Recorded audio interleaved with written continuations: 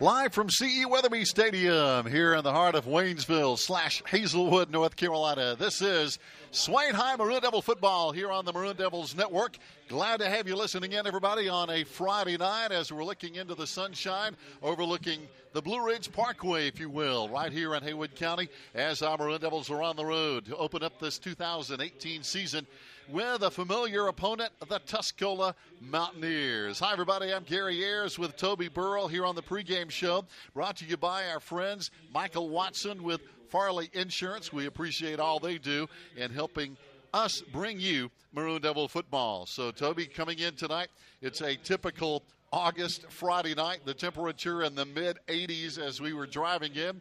We're playing on artificial turf here tonight. That looks great at Tuscola High School. And I think both teams probably have some question marks they want to try to answer tonight, as both teams have some new faces in very important positions in the lineup, and that might be as big a game story as the game itself. Well, I think it is the game story, Gary, to be honest with you. I think that's what both teams have got to find answers for going out of tonight. Getting into their season, I think they'd really love to come away feeling good about some of the things that they need to get going on for the Maroon Devils. It's all about the backfield. I think this is one of the years we come into, and our offensive, defensive fronts are pretty well set and very strong. Yeah. But the questions remain about linebacking core and quarterback, running back core for the Maroon Devils. Oh, no question about it, Toby. Of course, we graduated a great quarterback in Brody Bowman, who was our offensive leader last year. But coming in this year, we've got a couple of new faces at the quarterback spot as Damian Lossey, a 5'9", 165-pound sophomore, and Connor Hyatt, of course. Everybody knows Connor, 5'9", 135-pound junior. But neither of these young men have a lot of playing time under center. They're gonna learn baptism by fire, if you will, against a very good Tuscola team here tonight. Plus, we have a couple of running backs. Even though they played some, they are probably not used to starting. And we're talking about, of course, the good guys who have played some last year, who really, at times, looked really good. And that's fullback Ian Brooks, a 5'9", 170-pound junior. And, of course, a guy who has a lot of quickness in the backfield, and that's Bryce Sane, 5'6", 160-pound sophomore. And they had some good moments last year. Ian had 62 carries, 216 yards. Bryce, 59 carries, 389 yards.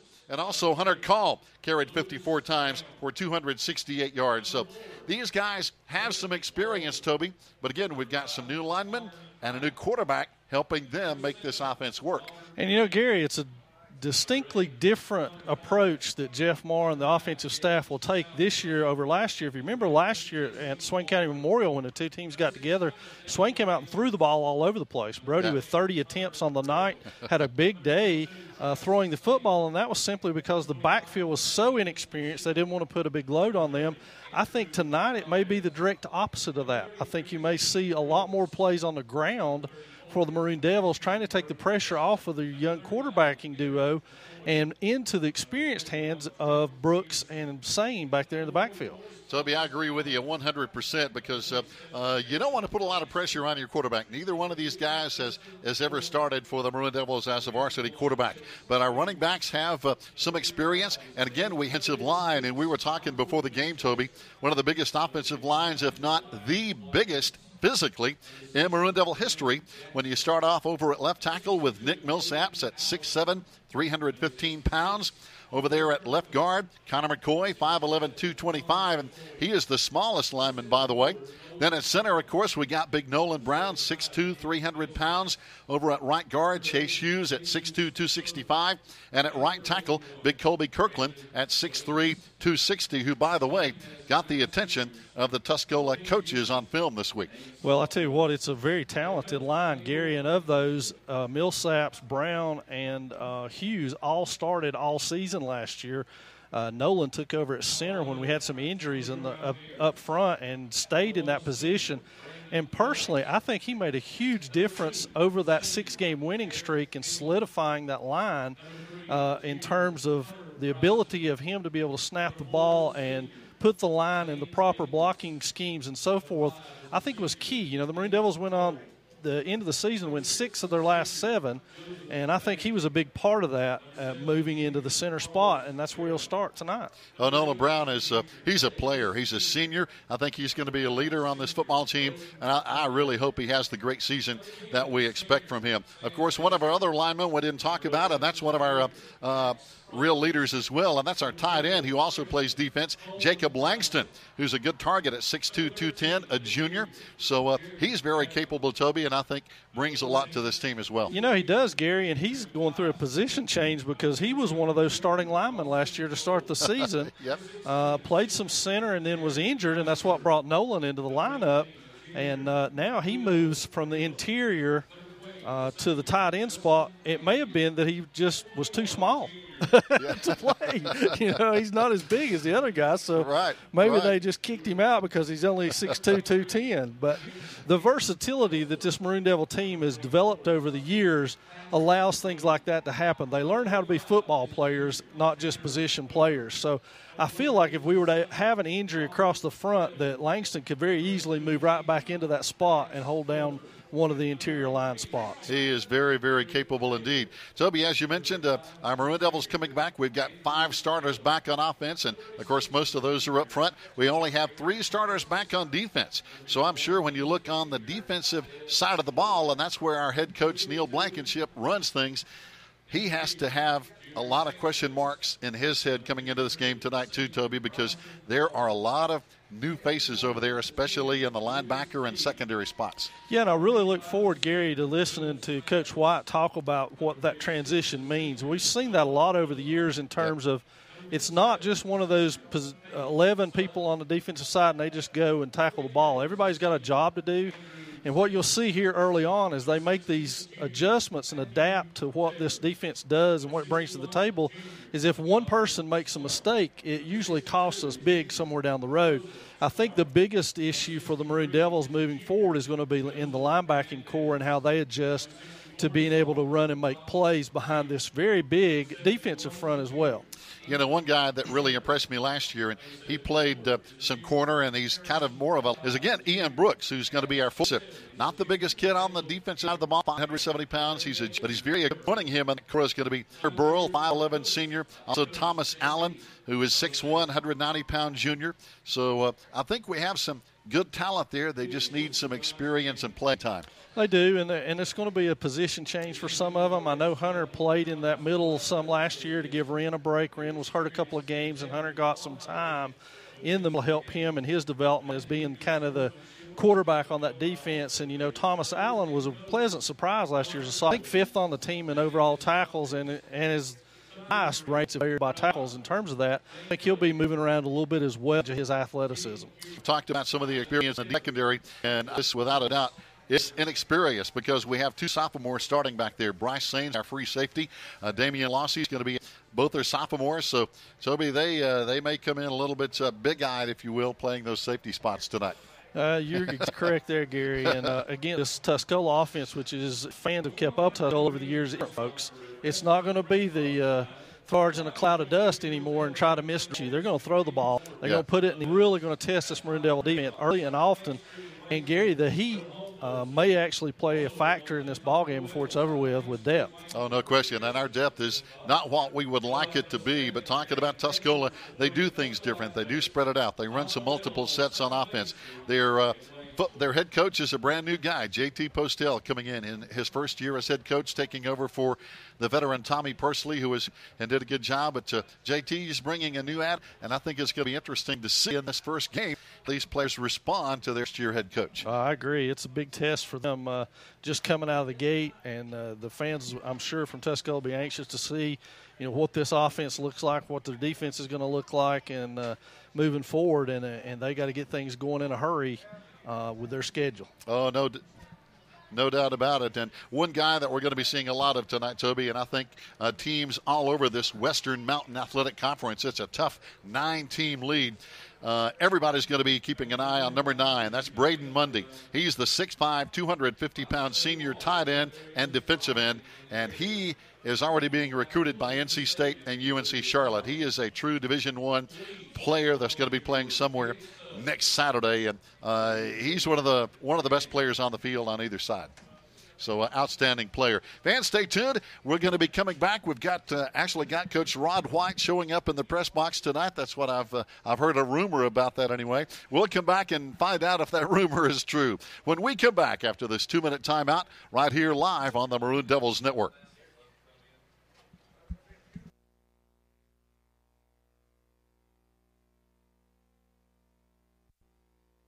Hello, Maroon Devil fans. This is Michael Watson with Farley Insurance asking you to come out and support our Maroon Devils during this upcoming sports year. I know what it's like to wear the maroon and white and the dedication to excellence it takes to reach your goals. Like so many of the teammates I had the honor of playing with, together we accomplished some great things. I have taken the same dedication and lessons I've learned from the playing fields with me to Farley Insurance to become the best insurance agent I can be, and then some.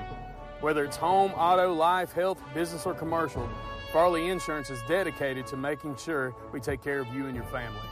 Come be a part of the largest independently owned insurance company in the Smoky Mountain Conference, located at 264 U.S. Highway 19, Bryson City, North Carolina. Numbers 828-366-2555. Again, 828-366-2555. I'm Michael Watson with Farley Insurance, your hometown insurance agent. And go Big Maroon.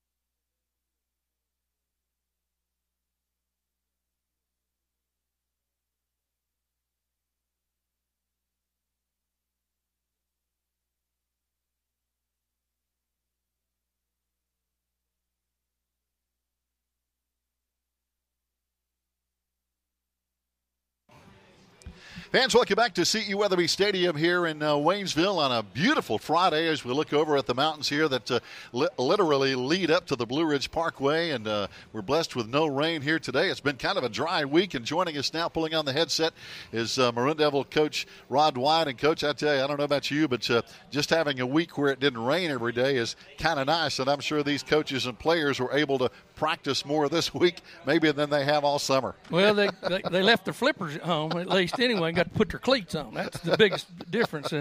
There was times, there's times you got to go out there and do it no matter what the environment's like, and you got to get it done outside of the lightning. So it's hard to do, but you got to be outside to do it. Oh, no doubt about it. We got some assistant coaches.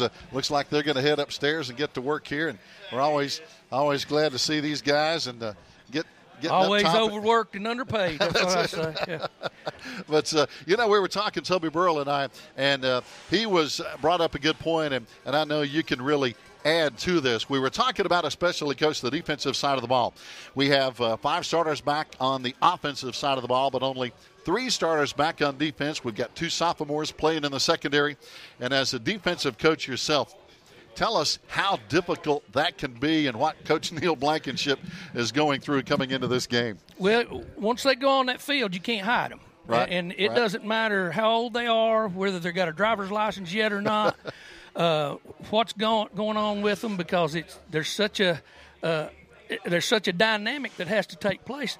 And like I've mentioned before in these ball games, you put a young man out there that's never started a varsity football game, he's not necessarily concerned about winning and losing. He's worried about surviving. Right. So, and not make mistakes. That's all he's concerned about. And so that takes a while. You got to work through that and get to a point where things start to mesh, and then he starts seeing the bigger picture of the thing. But take the cornerback position, for example. Right. Basically every cornerback has the same responsibility. Don't get beat deep. I don't care if you're in man coverage or zone coverage or whatever coverage it is. So a cornerback that gets beat deep, then he's in trouble. He's on an island, isn't he? They're going to find him, and you can't hide him once you get him out there. The high school field is still divided into thirds. That ball gets on the hash. They put their best receiver out there. Your kid's out there trying to cover him, and he's got him on 2/3 of that field, and he can have his way with him, especially if the receiver knows what he's doing. Linebackers, same situation. Until they learn how to come downhill into alleys and take gap responsibilities in any form of defense, then you're going to struggle. If offensive linemen are getting off and blocking them 3 and 4 yards off the line of scrimmage, you're in trouble. And defensive linemen getting driven back, young linemen want to stand up and see where the ball is. That gets them in trouble. They got to trust their coaching and trust what they're seeing in front of them instead of trying to take a peek. And that's the biggest problem young players have. Getting that ironed out takes a while. Yeah. Now, we have some good experience, I think, up front on the defensive line. But, again, some of those linebackers, our safeties, our sophomores, as we mentioned, some corners coming in without a whole lot of experience. So you're right. Our defensive line right now has a lot of responsibility on it, and they're going to have to, I think, maybe overachieve, if that's a good word to use. And that's exactly what will be expected of them until some of these younger players, they're going to have to be depended on to make bigger plays than they've been in the past up front, up there. And that means what I used to call making trash tackles. That means grabbing a foot as it comes through there. That means getting a hold of a jersey, anything to slow a running back down to help your young linebackers out and your secondary to rotate. Good pass rush up front. That bails your secondary out of a lot of trouble then. So it's same on each end. But if you've got at least one strong point, you try to use it to the best of your ability until you can get the rest of it to come on.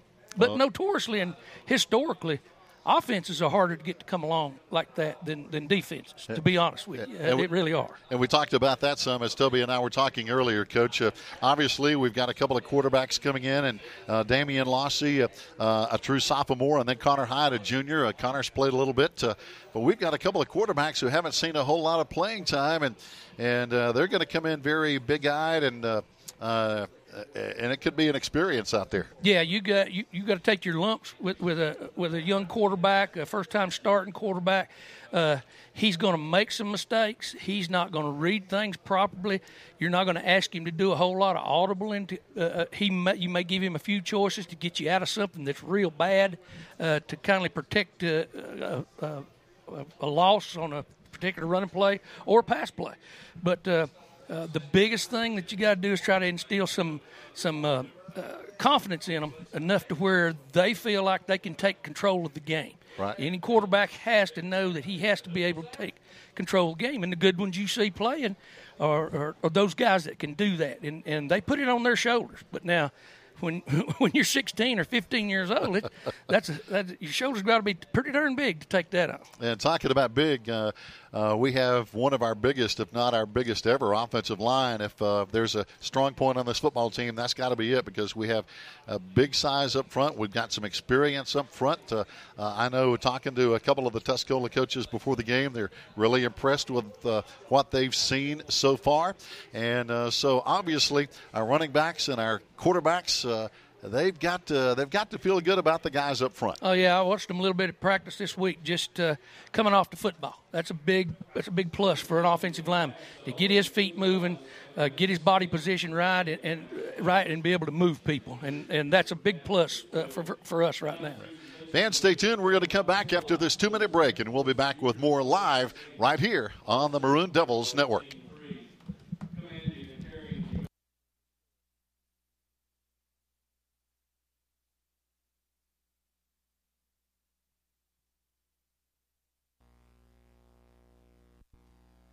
Hello, Maroon Devil fans. This is Michael Watson with Farley Insurance, asking you to come out and support our Maroon Devils during this upcoming sports year. I know what it's like to wear the maroon and white and the dedication to excellence it takes to reach your goals. Like so many of the teammates I had the honor of playing with, together we accomplished some great things. I have taken the same dedication and lessons I've learned from the playing fields with me to Farley Insurance to become the best insurance agent I can be, and then some. Whether it's home, auto, life, health, business, or commercial, Farley Insurance is dedicated to making sure we take care of you and your family. Come be a part of the largest independently owned insurance company in the Smoky Mountain Conference, located at 264 U.S. Highway 19, Bryson City, North Carolina. Numbers 828-366-2555. Again, 828-366-2555. I'm Michael Watson with Farley Insurance, your hometown insurance agent. And go Big Maroon.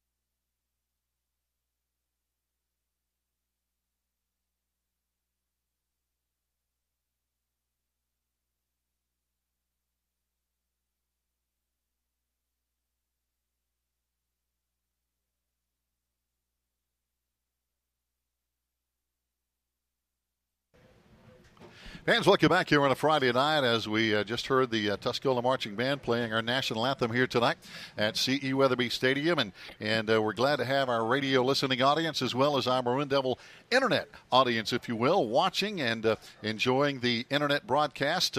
Our friends at WBHN 94.1 FM and 1590 AM can listen and follow the game. And, of course, Joe Holt with the camera and the internet. And, by the way, Joe has been very good to keep us informed. The internet has kind of been coming and going some tonight.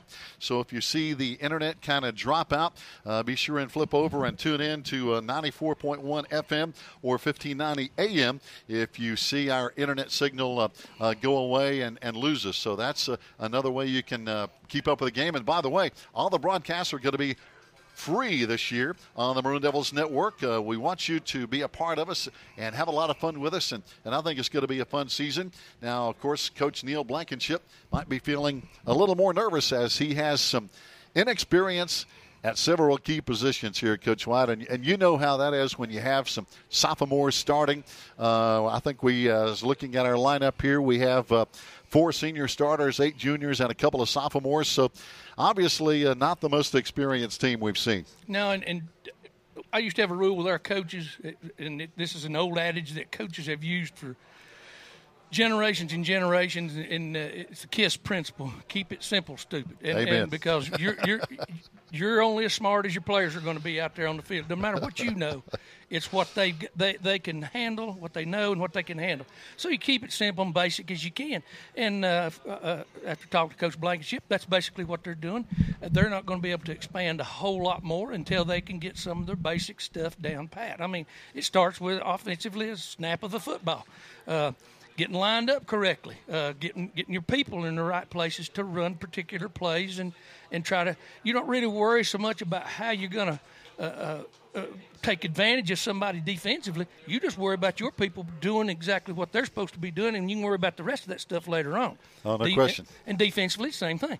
The correct alignment and assignment. It's just that simple, finding out what they're getting kids used to muscle memory of knowing where they're going to be and what they're going to be doing every time you make a defensive call. And Coach, as you know as well, being a player and a coach yourself, when you're in practice all week, you know, you practice things and you go rep, and you try to get as many reps in as you can. But it's just different when you get out there under the lights on Friday night or Saturday afternoon, whatever the case may be. It's different. The tempo changes, first of all. A kid gets excited. They practice. It's hard to get that adrenaline pumping in him because he's tired. He's exhausted. It's hot. Right. But now he's under the lights, and there'll be a different rhythm. That's why you see a lot of mishandled snaps. Centers will short snap the ball. You'll see kids miss open field tackles that normally during practice that they can make simply because they overrun the football because their motor's running that much faster. Yeah. And fatigue will grab a hold of them faster because they think they're in shape. And they're not. Trust me. And you'll see it early in the ball game that they will start to fatigue and run out of gas, and that's because of their heart rate and the everything else is just going, and the game speeded up. At practice, sometimes you may take a minute in between plays. You ain't got that kind of time here. So you've got to speed it up and try to teach tempo at practice so that the game tempo is exactly the same. Yeah, Coach Toby Burrell, being a coach himself, understands this, I'm sure. The heat is going to play a factor in the game tonight. I know we're playing on artificial turf. That normally is a little hotter. But coming into the game today, it was, in the mid-80s. I know the temperature is going down some, but still, it's a pretty warm afternoon. Yeah, the heat grabs them first and foremost, and it doesn't matter how much a young man thinks he's hydrated himself. He's never got enough in him. He's going to sweat most of it out in the first half, and then a lot of times this time of year you're going to see kids with cramps. Yep. As many players as we have playing both ways, Tuscola will have the same problem. There's not that kind of conditioning. They can't push themselves that hard at practice. But tonight they'll push themselves into that wall and break it down, and then things will start going wrong with their body a little bit. And you're talking about players going both ways. We'll come back and talk about that in just a minute. Right now we're going to take our final 2-minute break, and we'll be back with the opening kickoff when we return right here on the Maroon Devils Network.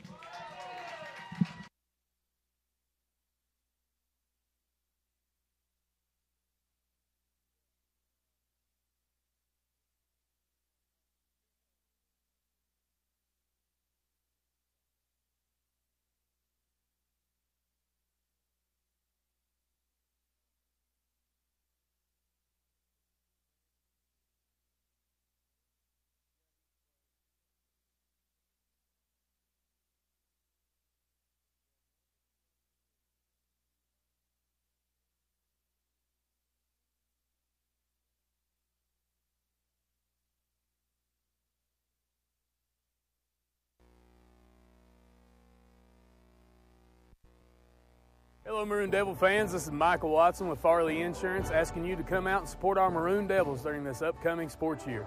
I know what it's like to wear the maroon and white and the dedication to excellence it takes to reach your goals. Like so many of the teammates I had the honor of playing with, together we accomplished some great things. I have taken the same dedication and lessons I've learned from the playing fields with me to Farley Insurance to become the best insurance agent I can be, and then some. Whether it's home, auto, life, health, business, or commercial, Farley Insurance is dedicated to making sure we take care of you and your family. Come be a part of the largest independently owned insurance company in the Smoky Mountain Conference, located at 264 U.S. Highway 19, Bryson City, North Carolina. Numbers 828-366-2555. Again, 828-366-2555. I'm Michael Watson with Farley Insurance, your hometown insurance agent. And go Big Maroon.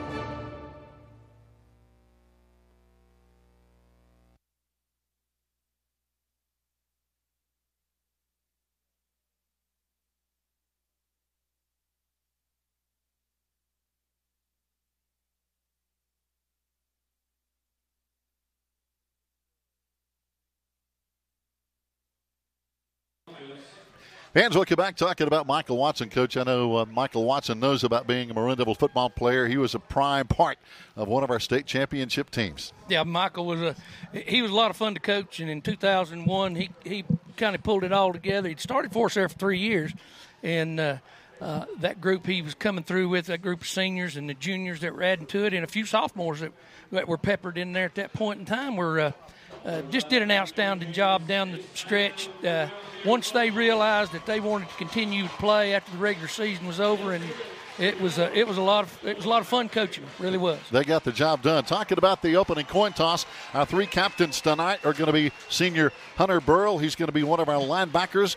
Another captain is going to be Ian Brooks, and I think Coach, he could have a big year. He's going to be our starting fullback, and another linebacker, 5'9", 170-pound junior. And then, of course, the big man in the middle, Nolan Brown, number 74, and he's going to have a big season, I think. Yeah, Nolan's he's gotten even bigger. I mean, he's you talk about 6'2", 300 pounds, and he can move his feet. He can. And it's just it's exceptional what he's been able to do with himself over the past 2 years, basically. I mean, he didn't play football for a long time, right. And to be able to come back and last year play at the high level he did, Coach Toby Burrell made this good point a few minutes ago. I think he was a large part of that 6-game winning streak. I think we won 6 of our last 7 games, and I think he had a lot to do with that. Yeah, and it was one of those things that once he realized his role out there, he figured it out, and the coaches helped him along, and his teammates did too. Once he figured out what his role was out there, he let his personality take over, and that carried him a long, long way. And talking about personality, he comes from a family of personalities. Well, I wasn't going to say anything about his DNA, but I was talking to his uncle over there just a little bit ago, and his uncle's been trying to coach him, so we better look out.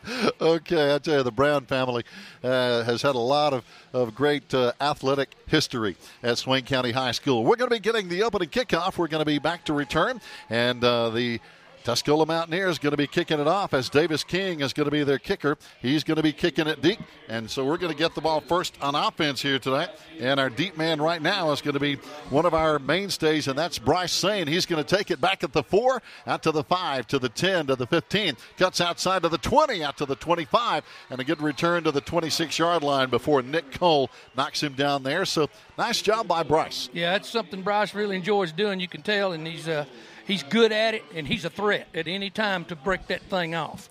He really is, and we saw that last year when he played as a true freshman, now coming in as a sophomore. And you look at that huddle, Coach, you see so many players of so many different sizes in that huddle out there. Yeah, we got some great big ones that's tall and big, and then we got some shorter ones that's still pretty big. But it looks like they got their best people up there, and we'll see what we got. Going from a gun, that's a surprise, the first series. It really is. Got twins out to the right side, and we're going to run that option to the right side. There's Bryce, but he's going to be stopped in the backfield for no gain. Might have even lost a half a yard as Tuscola, they've always been physical and aggressive. Yeah, and they put a lot of emphasis on playing team defense over here. They always have. I know a little bit about some of the coaches that are over here, and they coach it pretty much the same way we do. There's not going to be a whole lot fancy. They're just going to try to come and get you and be physical with you. Hey, that's right, and one of their leaders on defense we saw on that tackle, big Will Smathers, 6'4", 240. He's one of their mainstays over there at that defensive end spot. This time we try to run a little more up the gut and not a whole lot there. This time on his first carry is going to be Ian Brooks, our junior.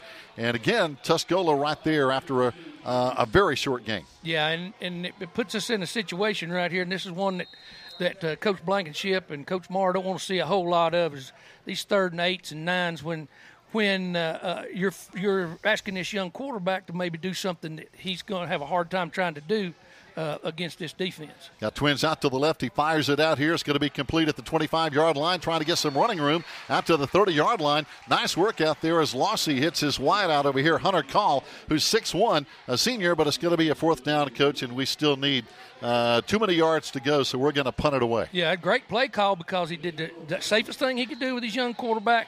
Throw a hitch route out here, let the receiver try to make something happen. It didn't work out this time, but there again, that quarterback goes off the field knowing, hey, I completed my first pass now. That's behind me. I can move on. Got some confidence, and looks like Damian is also going to be our punter. Yep. He gets it away. Nice punt. It's going to be hitting at the 45. Takes a Maroon Devil bounce and still rolling down inside the 35 to the 33-yard line where Ian Brooks downs it, and the Mountaineers will get it. 1st down and 10 here in the first quarter with 10 minutes to play. Yeah, Coach Burrow pointed out something to me a minute ago, too. Offensively, a lot of the offensive skill players out there, quarterbacks, running backs, receivers, and a couple even the linemen, are wearing these wristbands that help identify the plays and formations and alignments they want them to be in. And that way it takes some of that burden off the quarterback of trying to remember and how much he has to say in the huddle, and that slows you down. And this helps speed the game up a whole lot. Very good point there, Coach. Hunter Bryson is going to be in the shotgun as well now for the Tuscola Mountaineers, as he is going to be their starting quarterback, a new quarterback as well for Tuscola this year. And they run wide to the right side, and jumping out there is going to be Brandon Collins. He's a 215-pounder at 6'3" and has pretty good speed, and they pick up a 1st down on the very first play. Well, one official said 1st down. Let's see, they're going to spot it at the 43. He signaled 1st down, and there he goes. He does say 1st down. Not sure Coach Neil Blankenship agrees with that, but here go the flags anyway, or here go the sticks. Yeah, they're going ahead and move them. They don't listen to you much in that. They turn a blind ear to you. Let's put it that way. 1st down and 10 now. Mountaineers again. Going to be working in the shotgun. Got it back to the left side. That's going to be Cullens over there right beside the quarterback. Got a man over here on the wing, and they hand off to Cullens again. Almost the same identical play as he runs to the right side. Forced out of bounds over here by Lossy, playing back there at that safety spot. And, Coach, they're running a big running back. Cullins is a fine-looking athlete out of the backfield. Yeah, pulling two offensive line, pulling the center and the guard. This is a scheme that has come around with this spread offense. And we know last 2 years basically, Tuscola ran mostly the military-style option game, and with the quarterback underneath, and they've been toying with this. Their new head coach was their offensive coordinator last year, and so he wanted to give his team a little more opportunity to open up their offense a little bit, and here's how they're doing it. They're going to run to the left side this time, trying to get outside and turning the corner, but just kind of losing his balance out there. It's going to be Nick Cole, one of their senior running backs, and he has some good quickness out there, but just kind of turned the corner, and you could see those rubber pellets flying up, but still a couple of yards on first down. Yeah, they're messing with us to the wide side of the field a lot. They've run one play into the short side of the field, and everything else is they're trying to take advantage of 2/3 of the field and keeping your defense hung out to dry. For example, this right here where they got twins out here to this side, to the wide side, and the running back is on the other side of the quarterback. And we'll watch the center and guard, and we'll see kind of what happens. Now they pull the guard, the tackle for the quarterback to keep it. And he runs to the left side. The short side of the field has some room over there down the Maroon Devil sideline, and he's going to take it down inside the 10-yard line. It's going to be a first down and goal here for Tuscola. As again, Coach, he didn't need a lot of speed, but he ran the ball smartly. He picked his blocks and had some good room. He actually made that play on his own because it's designed with that guard and tackle. He's supposed to be following them, and we blew it up at the line of scrimmage.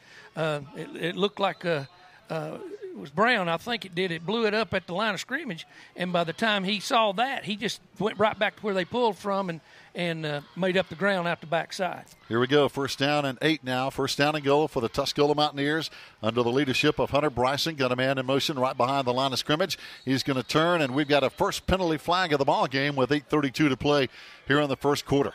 Yeah, it should be a procedure call against them. I think they were moving on the tackle, or that one of them had lined up wrong out there, but I'm not sure. I couldn't see across there. So now let's see. It is going to be, going to be a motion call. So they're going to move it back 5, and it'll bring up first down and 13 from the 13-yard line. But Tuscola with a good running game early here.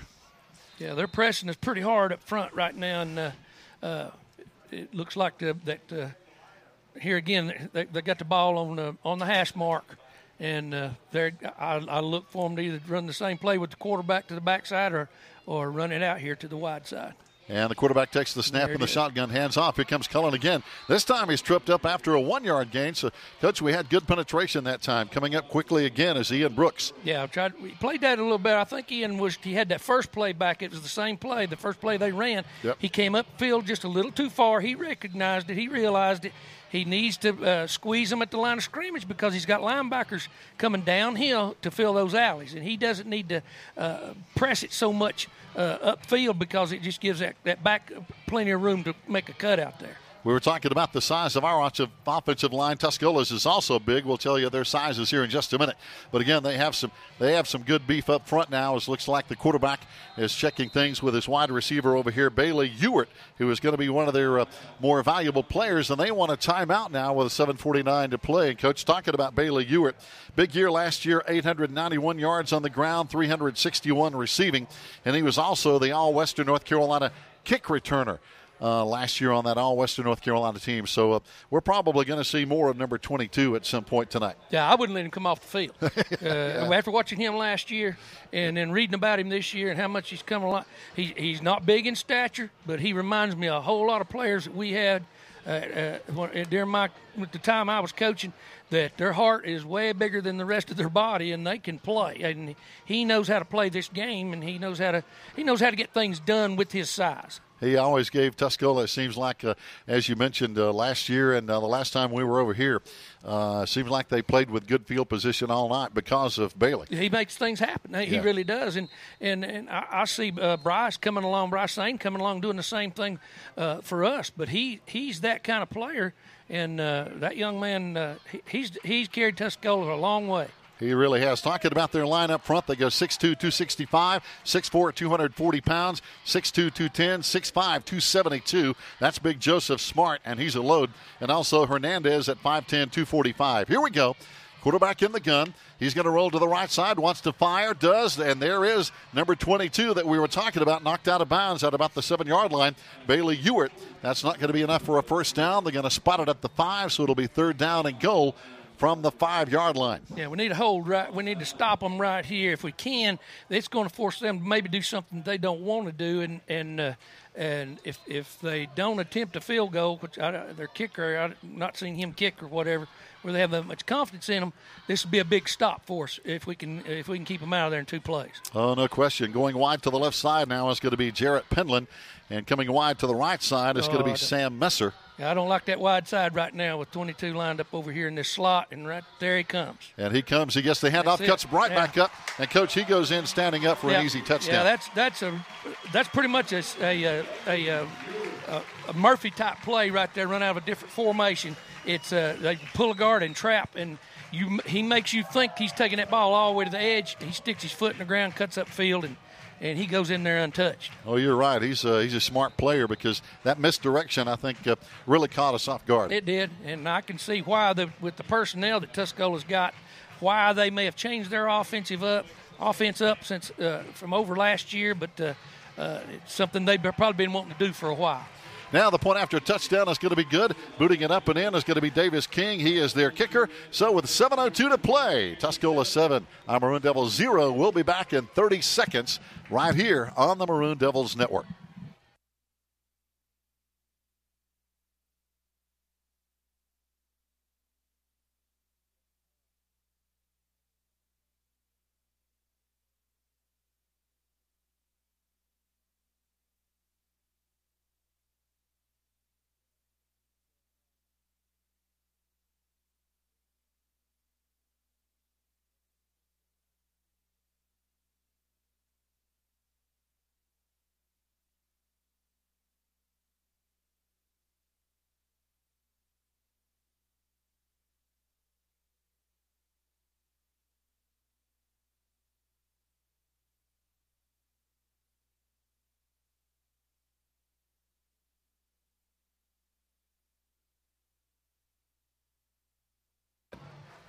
Welcome back, fans. Tuscola will kick it off now as Davis King, their junior kicker, who just added the PAT for a 7-0 lead.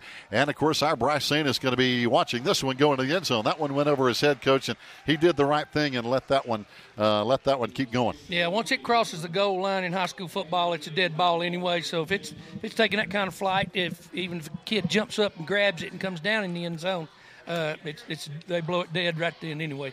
Can't return one in high school out of the end zone. So now we get to take over 1st down and 10 at the 20-yard line, our second possession offensively here under cloudy skies. And to quote an old buddy of mine who used to broadcast Tuscola and Pisgah back in the day when it was Champion and Daco, we're moving toward the Daco end of the field, and Tuscola is moving toward the Champion end of the field. That's the way they used to call it back in the day. Oh, boy. Welcome to some big-time football as our quarterback just got stuck right in the chest. Damian Lossy, the sophomore, had nowhere to go, Coach, and they smacked him. Yeah, that was his first real read on the option play right there, and he misread that one and paid the price. But if you're going to run a split back veer, you're going to have to eat some of those, and your quarterback is not always going to be right. Yep, that's what you call on-the-job training. It is. That's the only way to get them trained. Yep. Here we go. Split backs behind Lossy. Got twins out on the left side, one of those coming in motion a little bit. We turn and pitch it out to the left side, trying to get a block in front of him, and squirting out to the 25-yard line again is going to be our 22. We have a 22, Bryce Saint. Of course, they have their 22, Bailey Ewert, and both these guys are going to be big in the game tonight. Yeah, and Bryce was trying to get cut up field as quick as he could, but he had too many big bodies in his way there, and he made a little bit of a late cut, but he picked up some positive yards anyway. At least now we're in a third and manageable situation with 5 yards. 3rd down and 5 now, 5:55 to play here in the first quarter. Tuscola with a 7-0 lead here in this non-conference matchup here to open up the 2018 season. 5 men up front for the Mountaineers. Lossy back to throw, has pressure from behind. He's going to run, and he's got the first down out across the 32-yard line. That's his second confidence builder right there. Now he knows he can take the football at any time and get upfield on him right there. This is great experience for him, and he'll continue to build on it as long as he doesn't get he doesn't let mishaps and failures slow him down. That's it. And that goes a long way, just having some early success, doesn't it? Oh, yeah, and being able to get upfield on that bunch right there, and when he couldn't get his throw the ball and get it loose, that's an excellent confidence builder. Right there's a good one, too, perfectly. Good work. You got the hand. Well, if you watch, he's having to move extra quick. Bryce is so quick to that line of scrimmage, and he's so low to the ground. It's all back can do to get there on that inside veer look. And we get to that, I don't think we're going to see a whole lot of outside veer look with Bryce, simply because I don't think the quarterback's going to be able to get there. When I say outside veer, that's the off tackle veer. 2nd down and 2. Here comes Bryce getting that first down. Yeah. Running around the right side. Good running out across the 45 to the 47-yard line. Our second first down of the night. Yeah, this is a great builder right here. I mean, we got the ball out to midfield right now. Like I said, getting some confidence built up with these younger players now, and letting them feel themselves a little bit. And this is a good Tuscola defense, Coach. I really believe they have 7 starters back on defense. They have 4 on offense. But this is a good team. Oh, yeah, that you can tell by the way they're moving around up there. Good read right there again. Now, that was the outside veer look to the tight end side. And when he saw the end close, he pulled the ball and got around the edge, ended up picking up 5 yards on the play. Nice job. 2nd down and 5 now with 4:08 to play. We're still in the first quarter here from Tuscola, and it's a Tuscola 7-0 lead under partly cloudy skies on a Friday night. Next Friday we'll be on the other side of Balsam Mountain over at Smoky Mountain High School in Silva. So we got a couple of nice close road games for our fans to get to, and then we'll be back home the week after that. It's time. Here we go. Quarterback tries to get the handoff and does, and that's another first down to the 41-yard line, keeping it on the ground and getting the job done. Our offensive line, I think, Coach, also gaining some confidence as well. Yeah, that's a midline option. Every veer play, you leave somebody unblocked, and your quarterback and running backs are looking at it. And what he does determines what they do. And right then, they froze him because nobody blocked him, and we ran the veer play right by him right there, and it was an excellent play call. Just a good execution. 1st down and 10 now at the Tuscola 42-yard line against split backs. Lossy is going to turn, and he's going to keep the football this time. Spins, gets down inside the 40 to about the 38-yard line, a gain of 4. But a nice game. But boy, he paid the price. There's some hitting going on inside. Yeah, and then.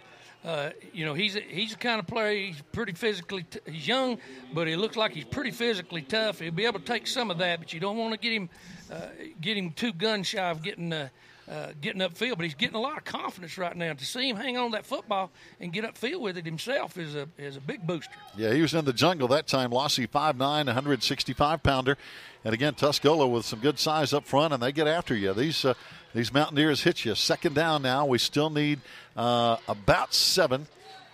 This time a couple of yards down to the 37-yard line, and that's going to be all. We couldn't move those big guys in black up front. No, we tried to midline to what we call the weak side of the line of scrimmage. The players aren't weak. It's just don't have a tight end over there. Yep. So you just got from the center, you got the guard and tackle on the line of scrimmage, and sometimes that works, and sometimes that's a big play for you right there. You got to try it. You got to show them that you will run it there to keep everybody defensively honest. Yeah, you're talking about weak, Coach. I know JT Postel believes in the weight room. So. Oh, yeah.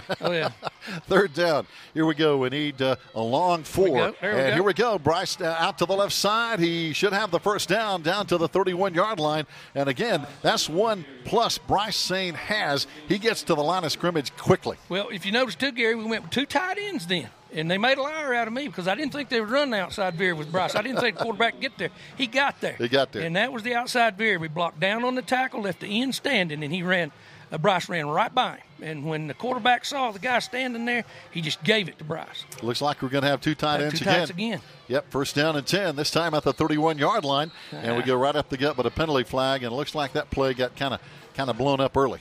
Yeah, and we got probably another motion penalty here. And you see some of those, I think, early in the season, Coach, more so than maybe later in the year. You do, but it still don't help you any. And I think it's that wide receiver, and that will absolutely make a coach lose his mind.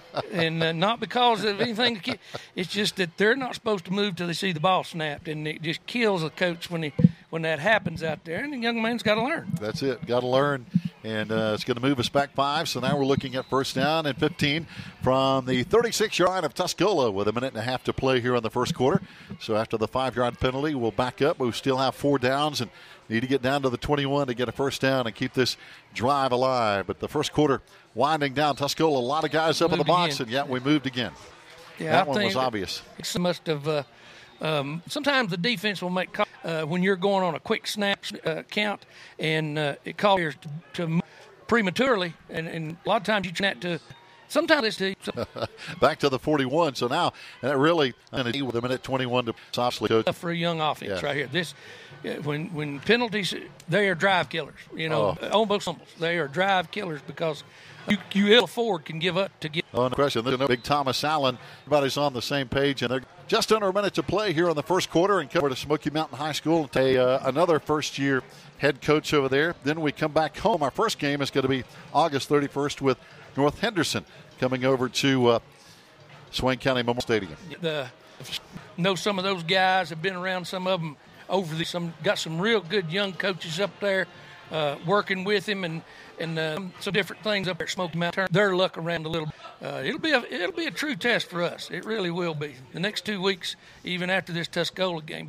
But any coach could tell you these non-conference games are early in the season are to try to develop your team into what you want it to be. You're going to take some lumps. I don't care how good you are. You're going to run into a buzzsaw sometimes, but they will show you, those buzzsaws will show you what your weaknesses are. Yep. And that's one reason I think a lot of your very good coaches play better teams, because they get you better in a hurry. Well, and my hat's off to a lot of these teams, bigger schools who play 1A schools, because they don't have a whole lot to gain from beating you. You're right. And a whole lot to lose. Here we go. Got a motion. It's going to be Sane. He's going to be stuck in the backfield. No gain on the play at the 41-yard line. Had some good misdirection of the backfield coach, but again, they had some good guys up front with Brandon Cullens coming up for the tackle. Yeah, we misblocked that. We got the down block real good on it, but our pulling people missed the guy out to the line of scrimmage. It was supposed to be kicked out. Ran the ball right where it's supposed to be, but a man standing there unblocked, he's going to make that play. No doubt about it. And as we mentioned, the Mountaineers with 7 starters back on the defensive side of the ball. Last year, Tuscola winning a close one over at Swain County Memorial Stadium. In the last 5 years, Tuscola with a 4-1 edge. Back to throw. Lossie in trouble. He's trying to stay alive and actually gets about 3 yards as he stays in bounds inside the 40-yard line. Yeah, he was doing about everything he could right there. I'm real impressed with him staying on his feet as long as he did and not giving up on it. But I think he's going to eventually, once he realizes that these people are going to have to come off to defend him from running the football, he's going to find some people open. Yeah, no doubt about it. But he did. He was keeping his feet in play, and instead of running up a couple of positive yards. 3rd down and 17, though. Now he's got a man in motion out to the left side. Coming over here is going to be Jamal Drew. Oh, right down the middle pass is going to. He's one of their senior defensive backs, and I think he thought he might have had that one going to the house. Yeah, timed that a little bit. That was some of the guys that played here over the years. That was a dump pass, basically. But we faked the ball one way on that particular one and was going to throw it to the tight end on the backside. And the quarterback turned it fast. That's it. It's all about timing, isn't it? It sure is. And it takes a while. 4th down. Damian Lossie is going to be, again, our punter. He's also our quarterback. He hits kind of a line drive, trying to keep it away from Bailey Ewart, which is a very wise thing. And it's going to be blown dead down near the 1-yard line. Good coverage and hustle by Hunter Burrell down there. Yeah, great punt and low line drive punt. He knew what he wanted to do with it, and he did it. That's excellent. He's growing up right here before our eyes right now. I mean, that's a senior move right there, punter. No doubt. Fans, stay tuned. We're going to break down the line for 1 minute. We'll be back. It's the end of the first quarter. Tuscola 7, Swain 0. We'll be back here on the Maroon Devils Network.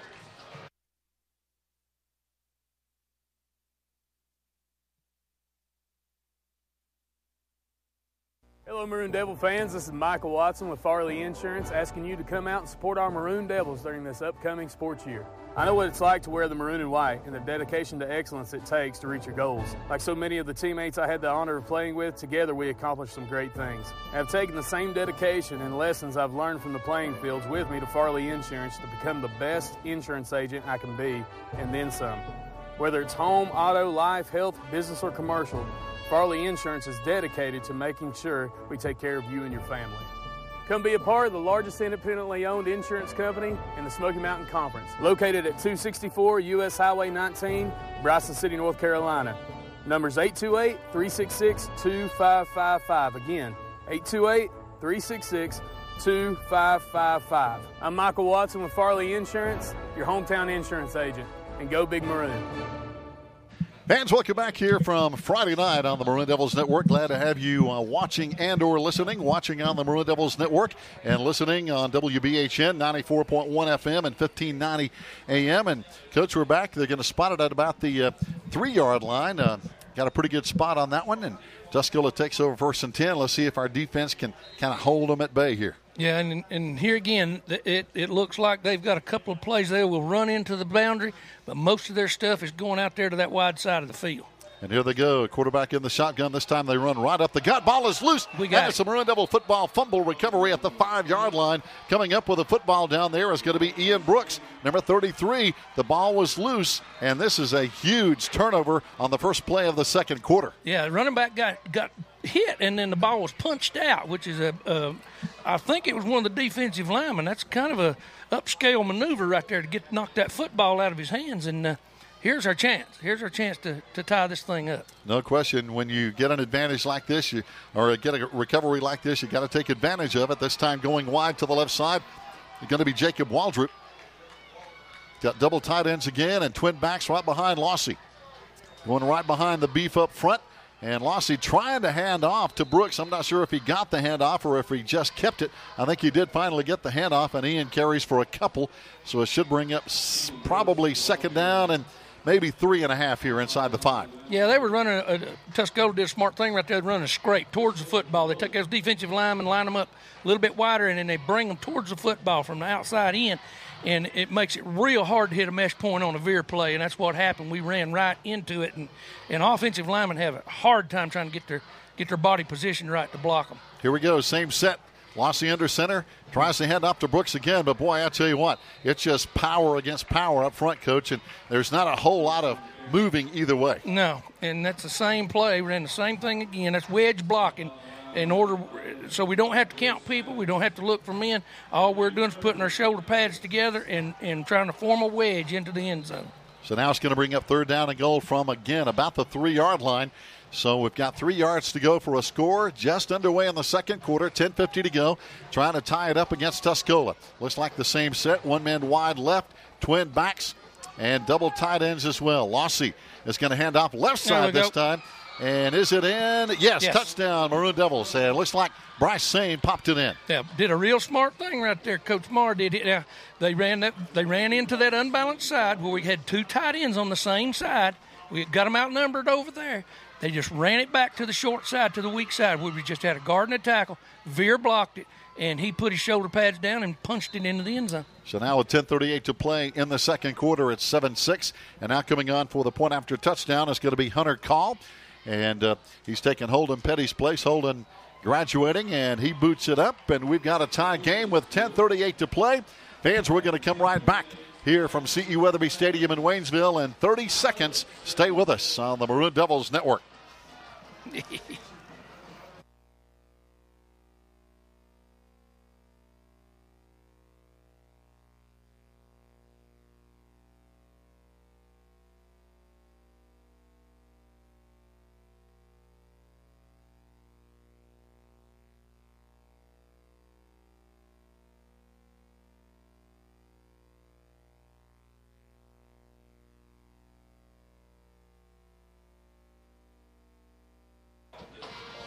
Fans, welcome back just after 8 o'clock right here on WBHN in Bryson City, North Carolina, 94.1 FM and 1590 AM.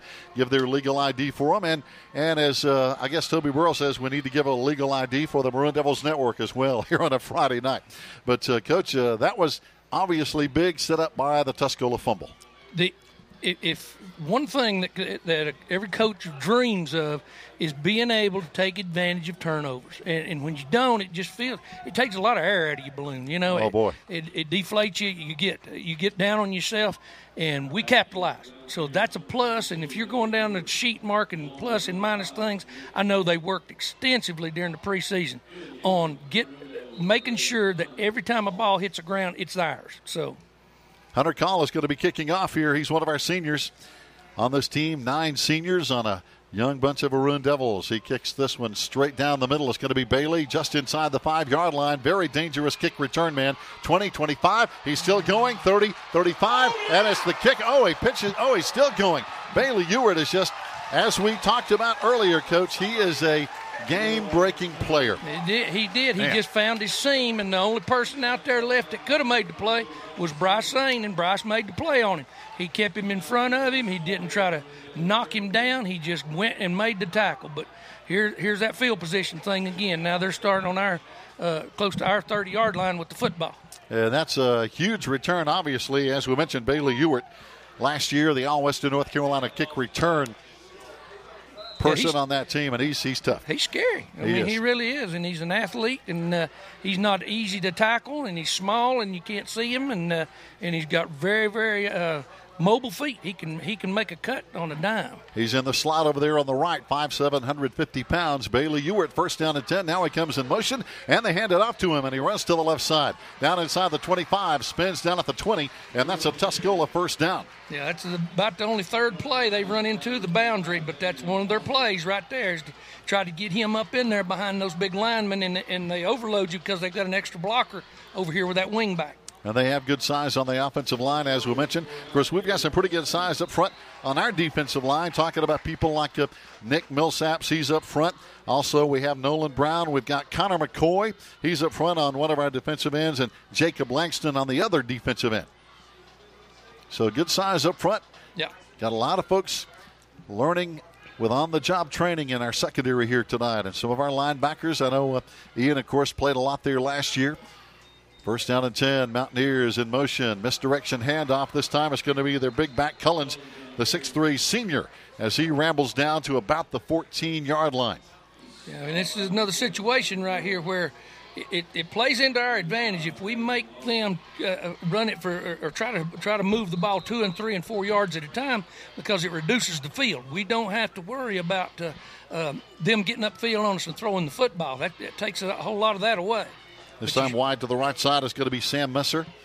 But you still got that wide side over there, and that's the danger point. That is something we got to watch. And here they're going to run to the right side. Getting the handoff over there is going to be Nick Cole. Runs inside, and he's going to take it into the end zone with 9:37 to play here in the second quarter. And, Coach, you called it before they even started the play. That wide side's dangerous. It is, and they're putting particular players on an island out there.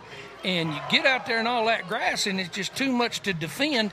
And you have to start doing different things defensively to try to, with your alignment of your players, to take some of that away. And there again, that's that youth. As a player gets out there and he plays more, he realizes, hey, I'm out here to the wide side. I got to change my alignment a little bit so this doesn't happen to me. Now for the point after is going to be Davis King. He got one last time. He boots this one up, and this one is going to be good as well. So now we go to a timeout as Tuscola back in front, 14-7, thanks to the fast wheels of Bailey Ewart. 9:36 to play in the second quarter. We'll be back after this 30-second timeout.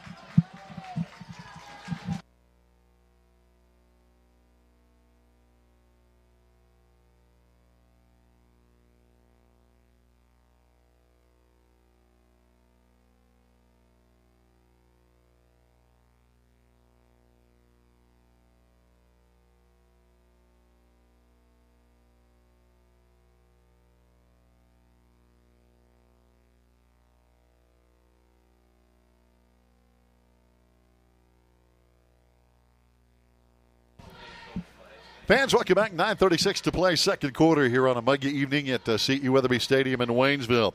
Got a couple of scores to pass along here for you on this Friday night. The Mustangs in the lead right now over Andrews by a score of 14-0. And that's, of course, some of our friends over there on the Andrews sideline as well. But Tuscola now leading us 14-7. I know Towns County leads Hayesville 7-3. East Henderson over Rosman 14-0 over there. Let's see what that Murphy-Pisgah, it's 0-0. That's a big one just down the road here. Yep. And we got North Buckham and Cherokee 0-0. So Cherokee holding their own here tonight as well. So some good football going on tonight. But I think the two biggest games in the mountains might be right here in Haywood County with Pisgah hosting Murphy and our Maroon Devils here with Tuscola as Bryce Sane watches this one go over his head again into the end zone. No return. But, last year, Coach, as we remember, it was one of those Thursday night TV games. Murphy just whipped Pisgah pretty good over at Western Carolina University when they played over there. And I know talking to some of those Pisgah folks, they were not real happy, and they're looking forward to this game. Yeah, I guarantee you that that a little bit of payback was on their mind. But, Murphy manhandled. They really did. They did. Coach Jenkins and I went over and watched the game live, and it was just they just outplayed Pisgah that night. And I think it woke Pisgah up, too. I think so, because they went on to have a good season. Oh, yeah. So here we go. Maroon Devils with the football. Twins out to the left side. Got a different set this time. Kind of an offset eye. Bryce Sane is in the backfield, but he has nowhere to go. Wow, he had three defenders all around him, Coach, at the 15 for a 5-yard loss. And hey, that one's not on him. No, we're trying to get some on the edge now. We've been pounding at them in the middle, running up in there. They've taken some of it away. Some of it they haven't. But every once in a while, you got to show them something different. That heavy eye, we call it, is something that Coach Moore likes to do to start another part of the offense now. So, again, getting another set. This time we come back with the split backs. Everybody inside except one wide receiver. Stuck out to the left side. Big hole over here on the left side. Oh, the ball is loose. And Tuscola comes up with it at the 17-yard line. I tell you, Bryce Sane had a good run, a good hole, but he got popped and the ball came out. Yep, and he's beating himself up about that right now. And that's not something that is characteristic of him, and that's the last thing he wanted to do. But it happened right there in the early season. Yep.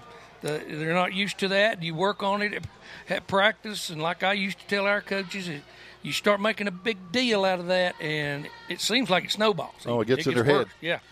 But it's a good hole over there on the right side. You got to give some credit over there by Colby Kirkland over there on the right side. Right tackle, right guard, Chase Hughes. They had a really good hole for him to run through over there. Yeah, there again, it's that two tight end set, and it gives that forefront some problems because you're outnumbering them somewhere, and they know it. So now Tuscola coming out. Their quarterback, of course, number 3, Hunter Bryson. He's a junior, played defensive back last year, but he's the starting quarterback this year, and now there's a whistle and a penalty flag way back in the defensive secondary with 8:50 to play. I don't know if that's supposed to be a substitution infraction or what it is, but the official farthest back looks like threw the flag. And there's going to be a timeout, I think, called by the Maroon Devils as they want to talk things over with 8:50 to play here in the second quarter. But, Coach, we still have a whole lot of time left to play. It's the first week of the regular season, but I think a lot of people are excited about football. We've got a good crowd here from Swain County. Tuscola always comes out and supports their Mountaineers. These are just two good football communities. Well, and they're so similar in the fact that the way the young people are raised, I think, it's just me personally, that the value system, all that stuff, they're very comparable. They are. What type of people you meet here in Waynesville and the type of people in Bryson City and in Swain County. So it's one of those things that you look forward to playing people like this up here because of their notoriety.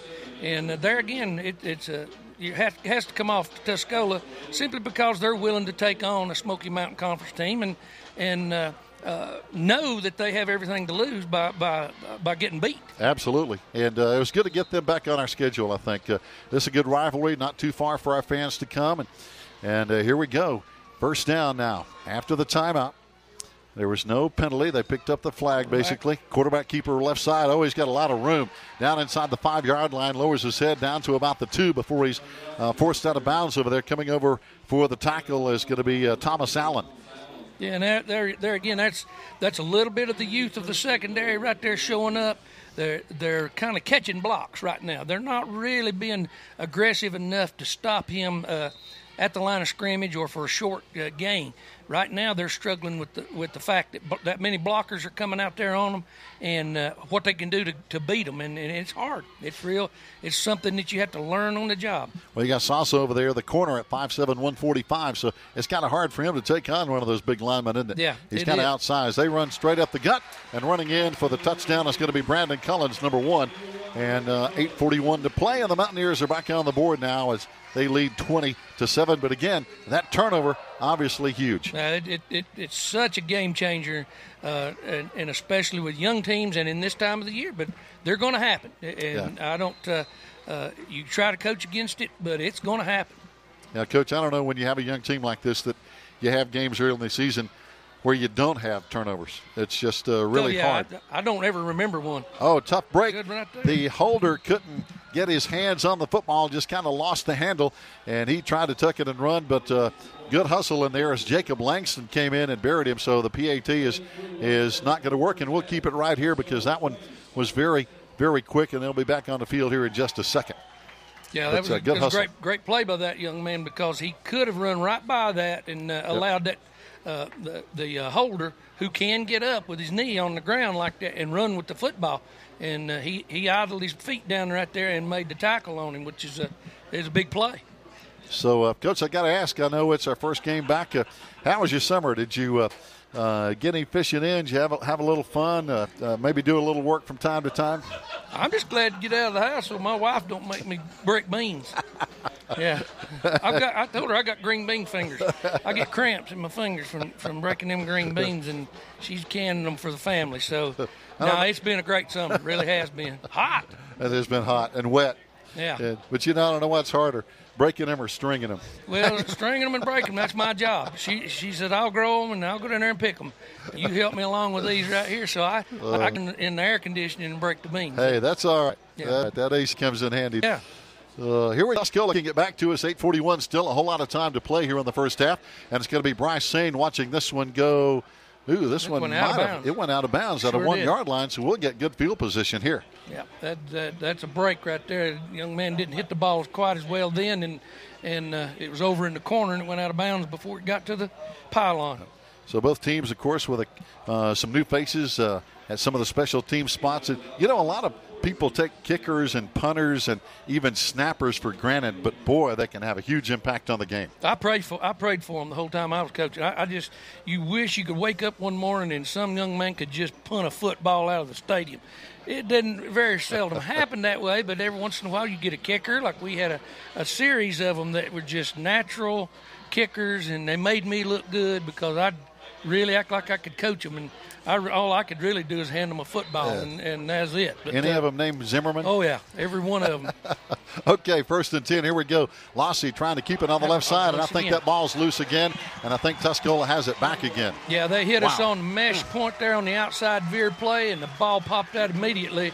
It got kicked around in there just a little bit, and then Tuscola ends up with it. I tell you, Sam Messer, he's their quarterback number 10 there, one of the seniors, and he's a veteran on this team, and he was right there all over that football as Damian got to the corner, but he took a lick. Yeah, when they hit you on the hookup like that on the mesh point, when the running back and the quarterback both have hold of the ball, there's a split second there. If it stops that momentum, that nobody has that football. It's literally it's just hanging out in the air there. Here we go, back on defense quickly here. After just a couple of plays, 1st down and 10. Tuscola trying to throw down the sideline, and there's some contact there, but good hustle over there. That's Jacob Waldrop, 6'2 senior, and he played it well. Yeah, he did a great job right there. Yeah. I know that's something that they've really been concerned about is the play of their corners, but he opened his hips up just like he was supposed to and got deep, got his depth, and did not get beat deep, and had a chance to make an interception right there. He did, 6'2". He's got some size over there, got some height on him. And again, Tuscola, we haven't seen a whole lot of passing tonight. We'll see if they try to air it out again. As again, Hunter Bryson, their new starting quarterback, got trips over here on the left side, as he's going to turn and just hand it off over there. They've got a lot of numbers over there. Nick Cole down the sideline. He cuts back inside. Bryce Sane made probably a touchdown-saving tackle right there at the 17-yard line. Yeah, they are putting a body and a hat on a hat over here, and we can't get off of them. And there again, they have to learn how to do that, how to defeat that kind of thing, because they're just blocking us pretty much at will on these edges right now.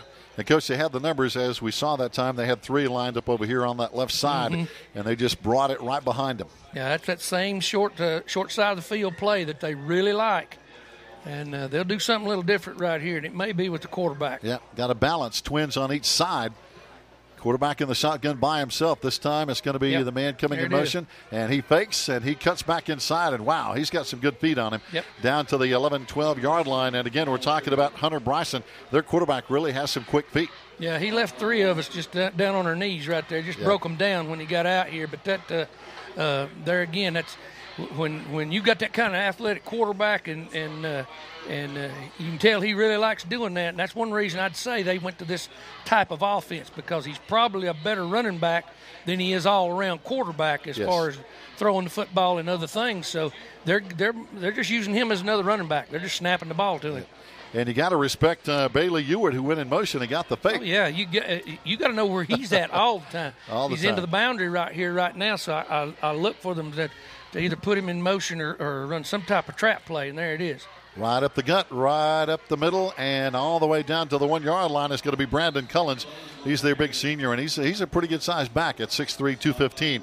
We got him before he got in the end zone, but just barely. Yeah, we didn't even when the guard pulled and trapped right then, he didn't get a real good trap block, but that young man did a good job of getting what he could up in there. Yeah, he's a tough running back. 7:05 to play. We're in the second quarter. Tuscola now with a first down and goal at our 1-yard line. Got one man wide on each side. And again, it's going to be the power back. Cullins right beside the quarterback. Look for him to get the call. And he's going to block for the quarterback and very close. He is very close. They're going to say just a little short is Bryson, the quarterback. If one official said touchdown, another official's got it marked down at the 1-foot line. I guess officials have hard times early in the season, too. I don't know. He sure did. And he's the head guy. The head guy was – that's Larry. I'm not going to say his name because he and I have history, too. So, but, yeah. I know him well. Are they going to spot this one? No, he's saying it was a touchdown. Oh, they're going to call it a touchdown. They're lining up for the PAT, so, yeah. They're going to say it's 6. It's 6 on the board, 26-7. Now they'll line up for the PAT. As coming on to kick is Davis King. And last time they kind of botched the snap, but this time they get it up, and it's through the uprights, and they have a 27-7 lead. 6:48 to play here in the second quarter. Fans, we're going to take a 30-second break, and we'll be back here on the Maroon Devils Network.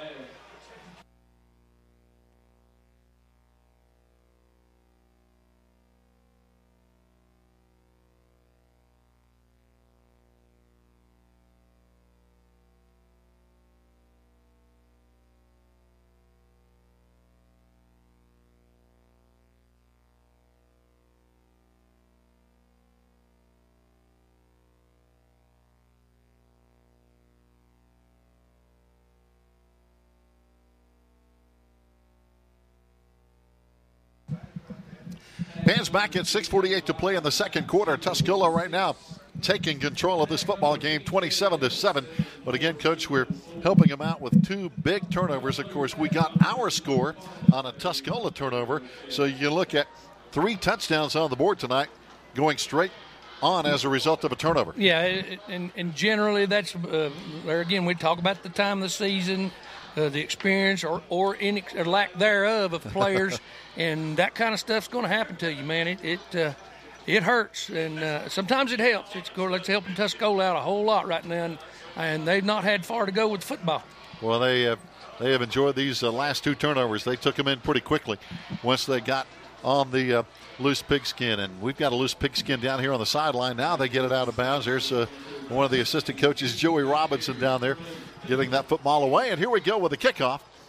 And this one is going to be coming right at Bryce Sane. He's going to Oh, he was in the end zone. Yeah, he was just wanting to field that one. He wants his chance to redeem himself, and he was trying to take advantage of it every way he could right there, and ended up fielding it out of the end zone. Well, he likes to, and you can't blame a player who's a running back when they're back there to return a kickoff. They see some daylight and some green grass and some room to run, Well, that's it. I mean, he's looking for every opportunity right now because he wants to make a difference, and that's a tough thing to try to do right there too. Because most of the time I told him not to pay any attention where the goal line was. If you think you can catch it, you get it, and we'll let the officials make a decision. Well, Tuscaloosa right now got 8 guys up in the box. Yeah, we went unbalanced again. And we try to run it. Damian there we go. Pitches it over to Bryce Sane. He's cut down immediately. He hit the ground. The ball popped loose, so it's going to be our ball. But he did gain a couple of yards, but, boy, a lot of bodies were up there. Yeah, and there again we went unbalanced to the wide side of the field. It's the same one we scored on down here earlier. Ran the ball back to the short side or weak side, the one with the fewest. It just has a guard and a tackle over there. And because the first thing that Tuscola's doing is overloading to the side a little bit of where the unbalanced side is, but they're leaving themselves vulnerable to that weak side, and Coach Morris trying to take advantage of it. Second down and 7 now, 6 minutes to play here in the second quarter. And if you're just tuning in, it's Tuscola 27-7 with the lead. Got some whistles down on the field, and we're going to have a timeout call with 6:01 to play. And we'd like to remind our friends listening in tonight, all the Maroon Devils Network broadcasts are going to be free this year. Don't have to pay a nickel. Now, there's a place I think you can go on there, and if you want to donate, because, hey, there are expenses involved in putting these broadcasts on. Believe us when we say that, but we want you to enjoy the broadcast free. If you can help us out, that's great. And, of course, we got WBHN at 94.1 FM and 1590 AM.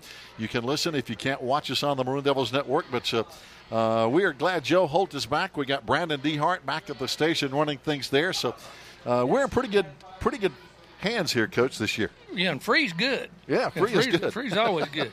And Joe may not get paid. That's it. That may be the deal there. So hey, that's it. As long as you and me get paid, Hey, man, I'm not complaining. The sandwiches are great too. You better believe it. Okay, second down. Here we go. Lossy back to throw, rolling. He's in trouble. Dumps it off, and it's going to be intercepted. One of the big linemen coming up there. That is 6'4", 240-pound Will Smathers, number 55. And Damian just couldn't get it over his head. He's too big. First great learning procedure for our quarterback. I know it hurt with another turnover.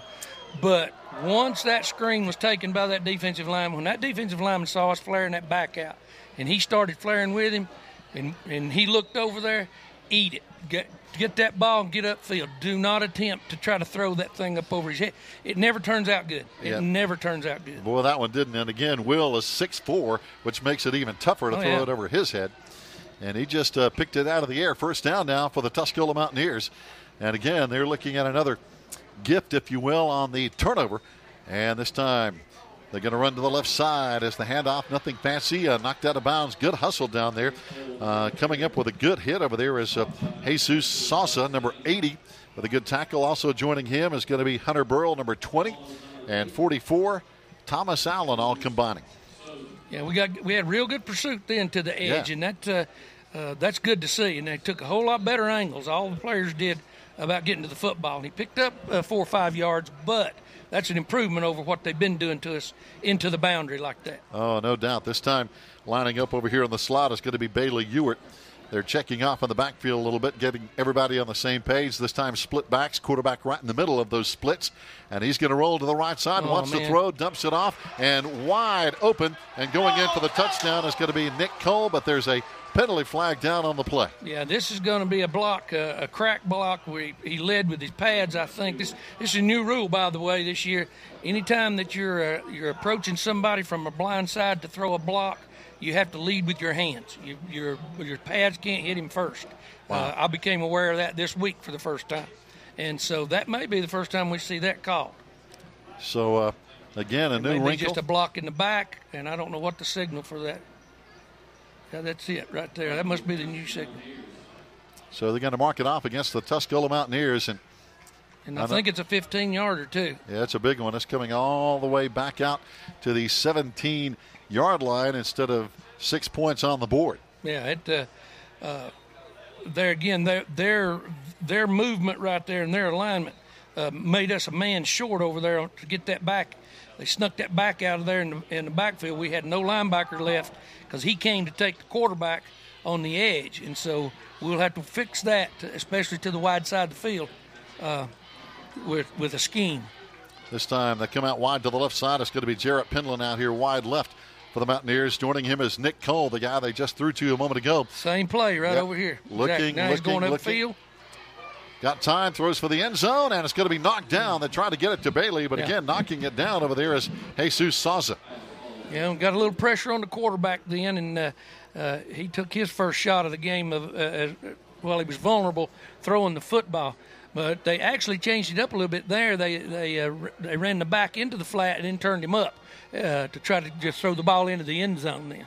Yep, tried to get it again to Nick Cole, number 5, who caught the previous pass and went into the end zone before it was nullified by the penalty. Now 5 minutes to play. We're still in the first half, and now Tuscola's JT Postel, the head coach, wants to call a timeout. And again, the first game for both teams. A lot of folks learning on the job here tonight. So, Coach, even though with a 27-7 lead, you're still learning. Oh, yeah.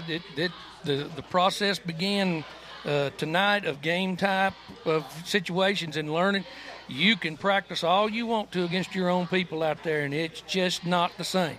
It's not. When you get out there and the people are different, like we were talking about tempo early in before the game started, all that changes. And every minute that you're out there, one or two things is going to happen. You're going to get better, or you're going to recede and get worse. So the whole approach to these early season games is learn, and they'll watch a lot of film and study themselves, and they'll do a lot of talking about the things that the coaches are seeing.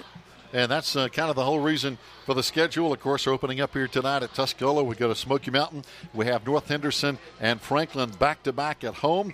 And then we're open on September 14 before we start Smoky Mountain Conference play on September 21. So between now and then, a lot of things can happen. Yeah, good adjustment right here by Coach Blankenship. He's going to the 3 front now to try to take some of this wide side of the field stuff away and some of the passing game like that right there. Makes that tackle. Great play right there. Pick up 2 or 3. And what's happening right now is by playing that 3 front, you don't have the pass rush capability. It's a little bit weaker on the run stopping game.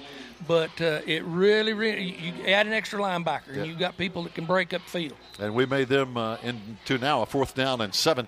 Good play over there by Jacob Waldrop, one of our new corners over there, even though he is a senior. Now they're going to try a field goal from 20, making this a 30-yard attempt from the right hash mark. Coming on is Davis King. He already has some good PATs here tonight, 420 and counting.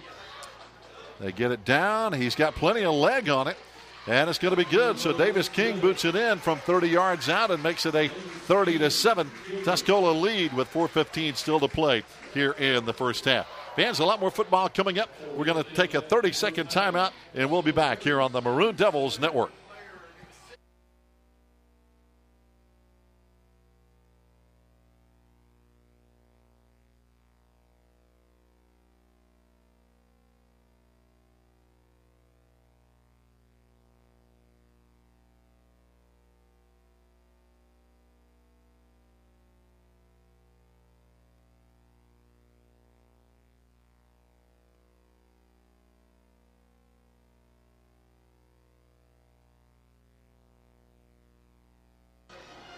Fans, welcome back. Some scores around Western North Carolina right now. Smoky Mountain putting it to Andrews 28-0 in the second quarter. East Henderson leading another Smoky Mountain Conference team, the Rosamond Tigers, 14-7. Towns County leading Hayesville 7-3. Our Smoky Mountain Conference teams having a tough time tonight. Also, Murphy and Pisgah tied at 8-8. North Buncombe and Cherokee tied 0-0. Both those games in the second quarter. Here comes Bryce Sane out to the 40, out to the 45. All the way out to midfield is Bryce Sane before being tackled by the kicker, Davis King. Good return. We've seen two good returns by 22s tonight. That's right, and he's been waiting for that opportunity because we know he can do that. and it's just helping. He's trying to help his team out as best he can by taking advantage of everything all of his tools anyway, and that's one of his tools right there. He is a definite threat. He has some speed. We saw that last year, Coach, even though he was a true freshman last year. First down and 10 now. Maroon Devils in very good field position with 4:06 to play in the second quarter. Lossy is going to keep the football at a big hole, 35-30. A foot race down to the 18-yard line goes Lossy. Finally brought down there by the big outside linebacker, Brandon Cullens. That's what you want to see right there. See, he no hesitation. He had no hesitation about what he was going to do right then. His confidence level is still up, and his motor's still running. And he had a couple of options there, Coach, but he took the right one. He did it, and that does nothing but just keep boosting. And like I say, his learning curve's a lot quicker than I thought it was going to be. 3:50 and counting now in the second quarter. 30-27, Maroon Devils on the march. Got twins out to the left side. Jumping out there is going to be Jacob Waldrop. Wide out to the left on the Maroon Devils side of the field. And this time we're going to run straight ahead, trying to move the Tuscola line back. But they're not having much to do with that, even though we probably picked up about 4, almost 5 yards. Yeah, I'm not real sure exactly what happened right there. I don't know whether he missed a handoff. He actually tried to follow Bryce in the hole, which is a smart move. But when Bryce pulled up, then he got tackled right there for a short amount of yardage. But he was trying to do the right thing by getting the ball upfield. Second down, we'll call it about 6. Twin backs again. Going unbalanced again, yeah. Now we'll go back to the short side again and try to run the veer. There again, he's trying to get that football in there, and he right now he's wishing he had pulled it. He's wishing he had pulled that ball and got to the corner. Yep, not much room to run over there on the right side this time. But again, Tuscola, they've been tough between the tackles tonight. Yeah, they're doing a lot of scraping up there, and it really clogs up. You can't really read anything, and that's what he saw right then is that when that defensive end went inside and took the dive away from us, got the same unbalanced formation again here with 2 tackles on the same side of the football. Got 6 guys up on the line of scrimmage for Tuscola. Here comes Sane trying to cut it outside. He's got some blockers. He turns the corner, and did he make it in? Yes, touchdown, Maroon Devils. And again, just some good blocking over there this time by the line. Well, we had 2 of our linemen had one pinned out there, and there wasn't anything he could do about it. And Bryce did a heck of a job. He sacrificed his body right there a little bit to get to that pylon and paid the price once he got there. But, boy, he turned it on once he could see that pylon. Oh, no doubt. Chase Hughes leading the way over there on the blocking on the left side. Now coming on for the point after touchdown is going to be Hunter Call with 2:18 to play here in the second quarter. And holding is going to be Connor Hyde. He's our backup quarterback right now. Connor has had a lot of playing time, kicking it up, and it gets through there. So we get it on the board, and it's a 30-14 Tuscola lead. Still some time left to play here in quarter number 2. We're going to take a break for 30 seconds, and we'll be back after this timeout on the Maroon Devils Network.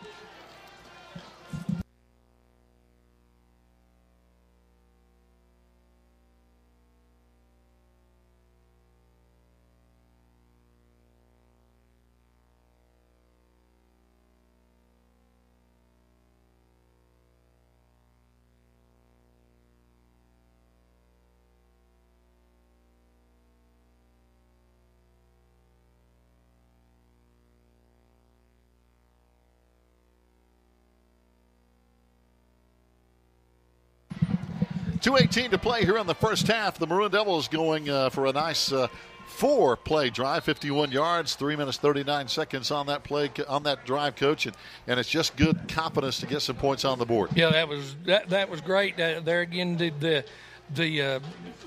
not every play was perfect, but we had some big plays. We needed some big plays. We did it without a turnover, and it all started with Bryce getting that ball back up the field. But now, the most dangerous part of this is we got to kick off to their number 22. So and he's tough. This is one of those deals where you hope your kicker can see him, and hopefully if he's got the ability to kick it away from him, just keep it away from him and get it to somebody else. Here comes Hunter Call on the kickoff, and he's going to kick it up the middle of the field, and it's going to be taken not by 22, but this time it's going to be Nick Cole on the return, and Nick breaks a tackle. He's a tough runner back out to the 38-yard line where Tuscola will take over first down and 10. Coming up on the tackle over there is Bryn Jackson along with Jacob Langston. Yeah, that young man's a good returner too. He's built just like their 22, and he got up in there about the same place. They've got a pretty good scheme up there of blocking your front to kick people out and create running lanes in there, and they're doing a good job of it. Good field position here tonight. 2:10 to play here before halftime. As Tuscola will come out this time. Quarterback in the shotgun again. Got a wide man on each side. And Bryson's going to hand off. And again, they're going to run the power back. This time Cullens around the right side. And good yards out to the 44-yard line where it'll bring up second down and 4. Yeah, and there again, they're putting the corners in a tough position out there to try to play run support. And that's why every once in a while you're going to see them try to they'll run that same play action fake to that back coming underneath the quarterback there. And then he's just going to drop and hang it up deep like he tried to do earlier. And it takes a lot of discipline from a cornerback to take care of that. Hunter Burrell, one of the linebackers over on that side. This time over on the right is going to be Thomas Allen. We jump up on the line of scrimmage, second down and 4. Oh, got a penalty flag down. May have some movement. I believe they moved a little bit early. I don't think we were offside. We were running a blitz off the edge there with what I refer to as an ace backer, and he was he put that wingback realized he was going to get beat if he didn't make a quick move, and he made it just a little too quick. So that'll back him up 5, second down and 9 now. 1:25 to play here before halftime. But a good crowd on hand here at C.E. Weatherby Stadium in Waynesville. Friday night football. Well, I tell you, Haywood County's got it going on. This game down at Pisgah. Murphy's just down the road. So 2 quality football games to watch here in Haywood County on a Friday night. Fred Bryson picks up a low snap, fires, got his man. Here's 22. Bailey out of bounds just inside Maroon Devil territory, right about midfield. And there again, it just a linebacker got a real slow read on it, and if he changes his alignment just the least little bit, he's going to be in that throwing lane between that quarterback and that receiver, that back. Those backs coming out of there are difficult to be. For secondary people can't take them unless they're going deep.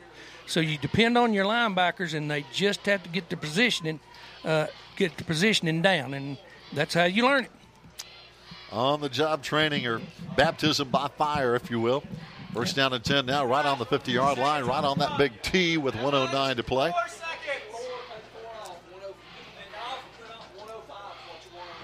So they're trying to adjust the clock a little bit. And the officials are holding up play until they do. Now they got it ready to go. 1:05 on the clock before halftime, and we're ready to go. Tuscola now with Bryson in the gun again. Got a man right to his left side. He's going to run it. Got a blocker out there. Cullens with a block, and got a penalty flag down on this side as well. Okay, that's probably another procedure call. There again, they're trying to overload into the boundary right here, and they're not looking for speed out of that. They're just trying to put a hat on a hat over here from the hash marks out. Yep. And I believe that pulling guard moved a little bit quick.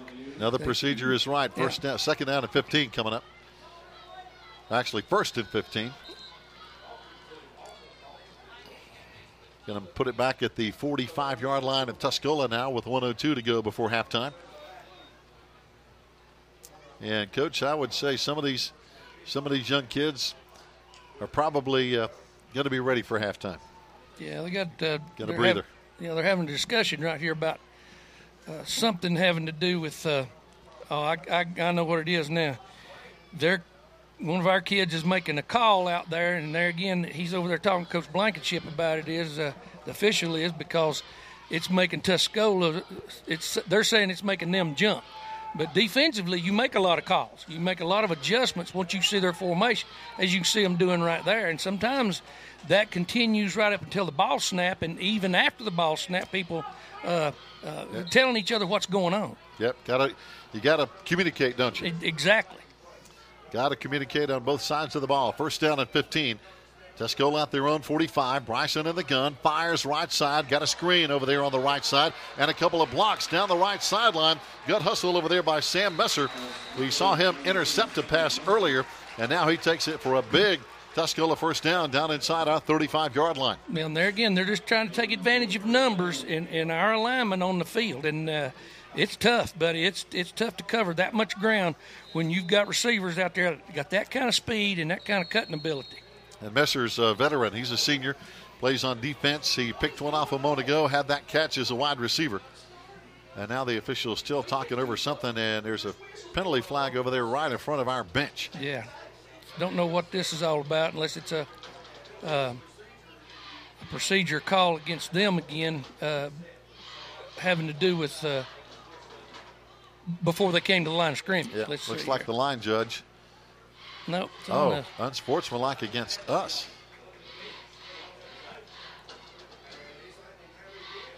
So looks like somebody might have said something because the flag was thrown right over there on the sideline. And as you know, Coach, that one will drive you crazy, too. Yeah, it does. I don't know if it was a player or a coach or what it was, but something. Somebody's upset out there. I can tell you that much when that happens. So. Absolutely. Yeah, we didn't see anything in play, so it looks like somebody said something somewhere. Yeah, it would have probably been more of a personal foul type thing if it had been during the play. So right. it was probably just. Somebody was doing some jawing or. That's it. And that's okay, but you can't let the officials hear you. There's the problem. First down now. Tuscola at our 20. Bryson back to throw.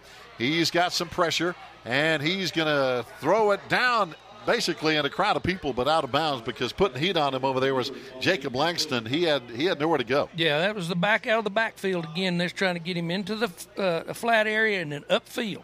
And he's just running out of time every time he gets out here because I believe it was Jacob the last time that leveled him just as he turned that ball loose. So he remembered that, and he got rid of that one. And pretty much I couldn't tell whether he was trying to throw it out of bounds or it just led him that far. Yeah, there was good coverage because he just really had nobody open to throw to. Right. And just kind of one of those coverage deals. It's better just to throw it out of bounds and come back and do it on second down. Second down at our 20, 38 seconds. Yeah, they're fighting the 25-second clock now. They're going to. Down to one. Just got the snap away. And they run to the right side and only a yard. Good tackle in the hole and up there this time. And coming up to plug that hole, by the way, was Hunter Burrell. Good job up front. He's going to have to take a timeout now. Yeah, there it is. And because it's with all these penalties that's gone on in this series right here, they're right back down there basically where they were to begin with, and it's going to be a situation where he's got more downs than he's got clock. So we'll have to see what he's going to do. 27 seconds here before halftime. Don't forget, fans, next week we're going to be on the other side of the hill over in Silva to take on the Smoky Mountain Mustangs. And as we mentioned, they have a new first-year head coach coming over from Pisgah to lead the Mustangs. And if you talk to the people at Smoky Mountain, they'll tell you one of their best gates anytime is when Swain County comes to town to take on the Mustangs. They love it when we come to town because we bring people, and it's a good gate for the Mustangs. Oh, yeah, and all the bragging rights. You know, there's too many people that are kin. There's too many people that have worked together and still work together over the years. And so that's always been a great rivalry. It's one of those that you don't ever want to see go away, really, because sometimes you lose teams like Tuscola because of an expansion of a conference and scheduling. They're so hard to get these games scheduled anyway. And but with Smoky Mountain, we've always tried to work that one out. It's a good game both ways. They bring a great crowd to Swain County as well. Pass going to be thrown behind the receiver. Down there, Jarrett Pendlin running toward the middle of the field. Pass thrown behind him, incomplete with 24 seconds to play now. Third down and 9, Tuscola. Yeah, he's got two options right here. Now, he may decide to do something entirely different, and I think he's going to. I believe he's going to try to kick this one. Yeah, they're going to have a different situation. The marker over there still says third down, but I think it's fourth down. The clock says fourth down. Yeah. Now they changed it over there. The marker had third down. And well, the coaches were right. Yeah. It was fourth down. He was going to have I thought he might try to hustle up there and get another play run and just try to score, but they're going to have to use a timeout, and And actually, they're going to try a field goal, and this is going to be about 35 yards. We saw the kicker, Davis King, kick one from 30 yards, and he had plenty of distance on that one, Coach. So he's got the leg. He drilled that one. It didn't bother him a bit. So we'll see what the outcome of this is going to be. They're still discussing the downs right now, I think, too. Yeah, one had 3, one had 4, and let's see what the situation is. We see certified athletic trainer Carrie Powell coming out there talking to Ian Brooks. Well, I tell you, she's a busy lady. Oh, yeah. Yeah. She's been a mainstay here. I don't know how many years she's been. A lot of them. Yeah. I'd say it's getting close to 13, 14 years, something like that. And she is busy all during the school year. I know as you know, Coach, once the school year starts with sports, it doesn't end until school's out. Yeah, and sometimes beyond. Yeah. You know, with the playoff system they have now, you got kids who graduated are still playing baseball and softball. Yeah. And there's multiple sports going on, it seems like, at any time of the year, because there's not just football in the fall anymore. Oh, no. And you talk to these different schools and athletic directors down through the years, school systems have tried to add more opportunities for young people more sports. to be participating either in athletics or some type of extracurricular activity that can occupy them and something they can get involved with and be a part of. Yeah, like now, years ago there was football in the fall and that was it. Now you have football, you got soccer, you got volleyball. And so here we go. 4th down, they decided. 4th down, and now the kicking team comes back out again. As we mentioned, Davis King, the kicker, and Carlos Vera, the holder. And this is going to be 36 yards. Spotted on the right hash mark over there on the Swain County side of the field, if you will. And here we go with 24 seconds to play before halftime. They get it down. He's got the leg, and it's going to be wide right, though. Just a little wide right, but had the distance there, Coach, but it just kind of hung right on him. Yeah, just kind of sliced on him there a little bit, like my golf game, if I had a golf game. But now we're going to get it back with 18 seconds to play and probably just kind of sit on the football for a play or two and go to the locker room at halftime. Yeah, I don't see them try to come out and air it out or anything like that and put themselves in position for another turnover. So probably just run the football right here and maybe try to get to the wide side of the field and make something happen. That's it. When you got people back there like number 10, Sam Messer, and 22, Bailey Ewart, they have some veterans in their secondary that can really test you. Yeah, and this is a situation for us right here just to for kids to keep getting more and more experience running plays.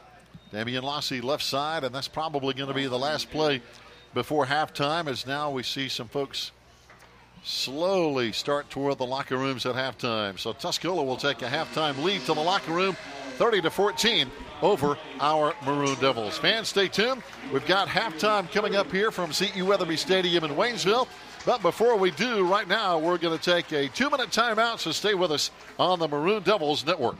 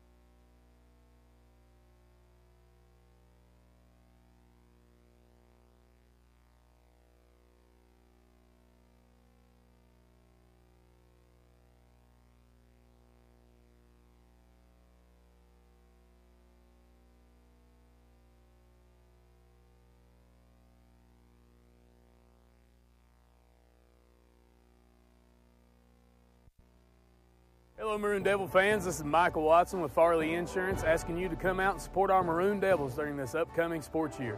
I know what it's like to wear the maroon and white and the dedication to excellence it takes to reach your goals. Like so many of the teammates I had the honor of playing with, together we accomplished some great things. I have taken the same dedication and lessons I've learned from the playing fields with me to Farley Insurance to become the best insurance agent I can be, and then some. Whether it's home, auto, life, health, business, or commercial, Farley Insurance is dedicated to making sure we take care of you and your family. Come be a part of the largest independently owned insurance company in the Smoky Mountain Conference, located at 264 U.S. Highway 19, Bryson City, North Carolina. Numbers 828-366-2555. Again, 828-366-2555. I'm Michael Watson with Farley Insurance, your hometown insurance agent. And go Big Maroon. Fans, welcome back here at halftime. Tuscola right now with the upper hand, 30-14, our halftime score. Glad to be with you tonight from the Maroon Devils Network with audio and video, and, of course, the audio on WBHN Radio. 94.1 FM, the first time, I guess we can say, in Swain County history, we've been on FM radio, and, of course, 1590 AM. Glad to have Brandon Dehart, who's an old pro, running these games for us back at the studio. But Toby, a lot of other games going on tonight as well. One of those, a huge one, just a few miles down the road, down at Canton Memorial Stadium with our foes, the Murphy Bulldogs, down the road. Well, Pisgah and Murphy are tied at 8 at the half, so a tight one down there, Gary. And I know WRGC and the folks up at Silver are happy right now. They're on top of Andrews 28-0. Right at the end of the second quarter. A couple other scores of interest to Smoky Mountain Conference folks. East Henderson ahead of Rosman at the half, 20-7. And then also at the half, Cherokee and North Buncombe are 14 each. And late in the second quarter, Towns County is still up on Hazel, but the Yellow Jackets making a comeback. It's 21-17 now. So that one has tightened up quite a bit. And then in other action in the area, Hendersonville all over North Henderson, 43-0 at the half. Wow. Franklin at the half leads Asheville High 15-8.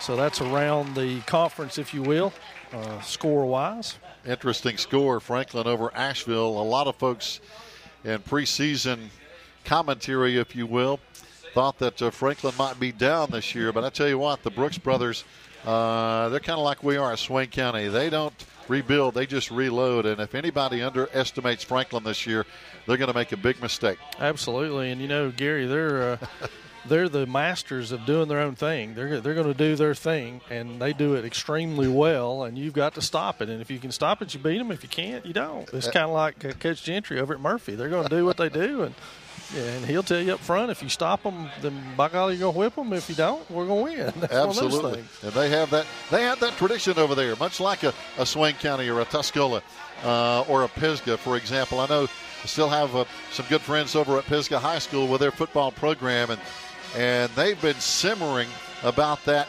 beating they took at the hands of Murphy last year just across the hill at Western Carolina University. They were really embarrassed, really upset about that loss. They had one of their better players got hurt, who was out a long time last year. But I can tell you, the people at Pisgah have been waiting for this game for a whole year. Well, that happens to Murphy quite a bit, actually, so we understand that. But, you know, Gary, it brings up an interesting point about the Smoky Mountain Conference. There's not a single team in our conference, really, that is comfortable at quarterback, including Murphy. You're right. And I think that's a big story as this season opens for the conference, is which team is going to find that quarterback that grows the most, that puts them in a position to do well in conference play. You know, I couldn't agree more. You talk about Murphy, new quarterback. Our Maroon Devils, new quarterback. Cherokee, obviously, huge new quarterback over there. Well, just down the road, Pisgah, new quarterback. Here at Tuscola, new quarterback. That's a theme at so many schools. And quarterback, I know it's a little different at the high school level, a little different still at the college level, but they'll tell you, the experts in the football world, the hardest position to play in professional sports is quarterback. Yeah, making all those reads. But, you know, the early returns for us are good. I've been very impressed with Damien at quarterback. He's had a good game. 9 carries, 67 yards, including the big 34-yarder that set up the second Maroon Devil touchdown. through the air, he made the one mistake. But, hey, he's a sophomore. It's like Coach said, the sophomores have got to learn, and sometimes you have to take a bump or two to learn, and that was certainly a bump. But outside of that, he's 1 of 3 passing for 3 yards. I don't think anybody came in here tonight expecting him to throw it 30 times like Brody did last year. So a good job of that. The turnovers have been the big key in the ball game, though, Gary. 2 turnovers for us on the ground and 1 interception. So all 3 of those set up Tuscola with short fields. And defensively, our defense was basically on the field way too long in that first half. Oh, no doubt about it. As you mentioned, Toby, basically 21 of their 30 points we helped them with those turnovers. When you have 3 turnovers at those particular places on the field, a good team is going to turn those into points, as Coach White was talking about. As a coach, I think you really want to make that happen. When you get an opportunity like that, you gotta make it pay. And Gary, at one point statistically, when the Maroon Devils scored their first touchdown and tied it up at 7, we had 69 yards of offense. They had 74. It was right there, really close. And then those turnovers allowed that short field, and things got out of hand in a hurry. Right now, it's 29 plays for the Maroon Devils, 119 yards, 27 for the Mountaineers, but 207 yards. Averaging right at 7 yards a play for the Mountaineers, and that's a lot of that outside stuff that you and Coach were hitting on in the broadcast, and I'm sure the defensive staff's drawing on a board somewhere back there, and we'll try and figure out how to eliminate that. And they made some inroads there in the second half and had a couple of good stands there right before the end of the half, so there's hope there. But those turnovers were huge, but those are things that are going to happen when you have a young ball club, and you're learning. First game of the season and we said it off the air, Coach and I did, we're talking about it on our touchdown, all the carries came from sophomores. So when you're living by the sword, you die by the sword sometimes. It is. It's pretty amazing. And these guys are definitely getting some on-the-job training here tonight against a talented Tuscola football team who is part of a brutal league. This 9-team Western Mountain Athletic Conference, of course, led by A.C. Reynolds, who is just dynamite. But then you got Asheville, Irwin, Enka, Robertson, North Buncombe, North Henderson, who we'll see in a couple of weeks, and West Henderson.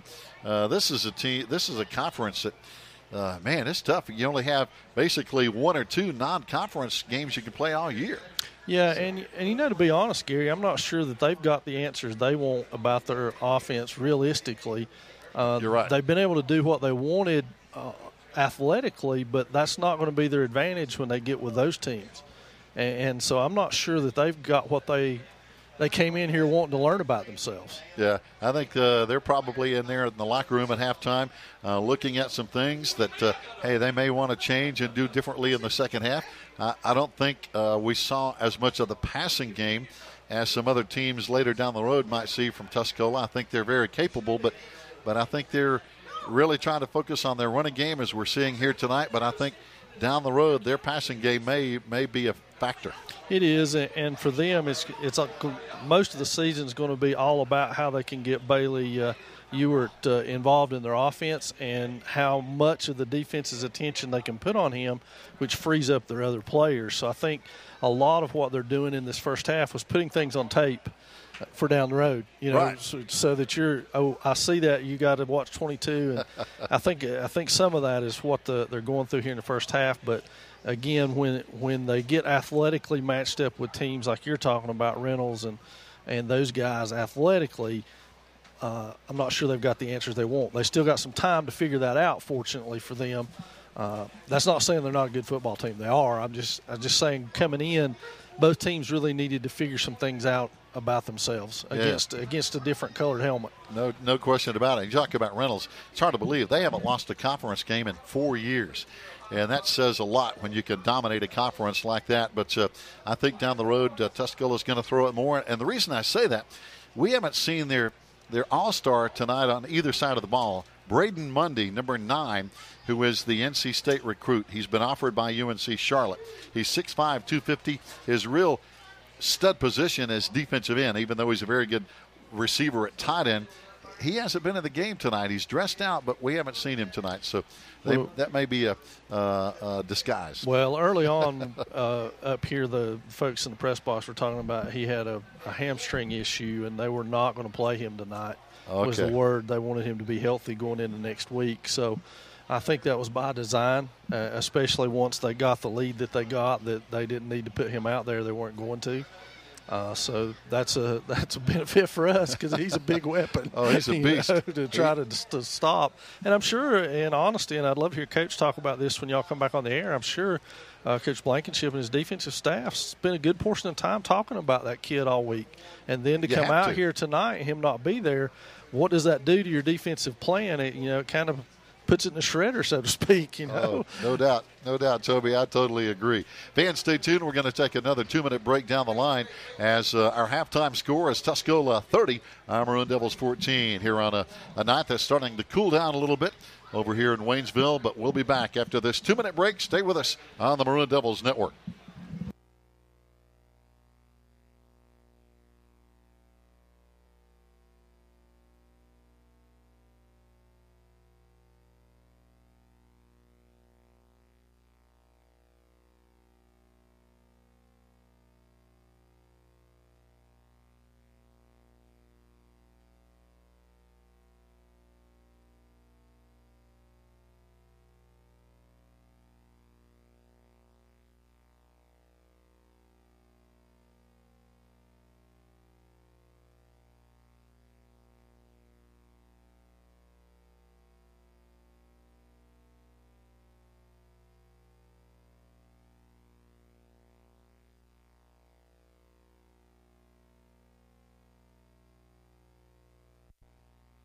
Hello, Maroon Devil fans. This is Michael Watson with Farley Insurance, asking you to come out and support our Maroon Devils during this upcoming sports year. I know what it's like to wear the maroon and white and the dedication to excellence it takes to reach your goals. Like so many of the teammates I had the honor of playing with, together we accomplished some great things. I have taken the same dedication and lessons I've learned from the playing fields with me to Farley Insurance to become the best insurance agent I can be, and then some. Whether it's home, auto, life, health, business, or commercial, Farley Insurance is dedicated to making sure we take care of you and your family. Come be a part of the largest independently owned insurance company in the Smoky Mountain Conference, located at 264 U.S. Highway 19, Bryson City, North Carolina. Numbers 828-366-2555. Again, 828-366-2555. I'm Michael Watson with Farley Insurance, your hometown insurance agent. And go Big Maroon.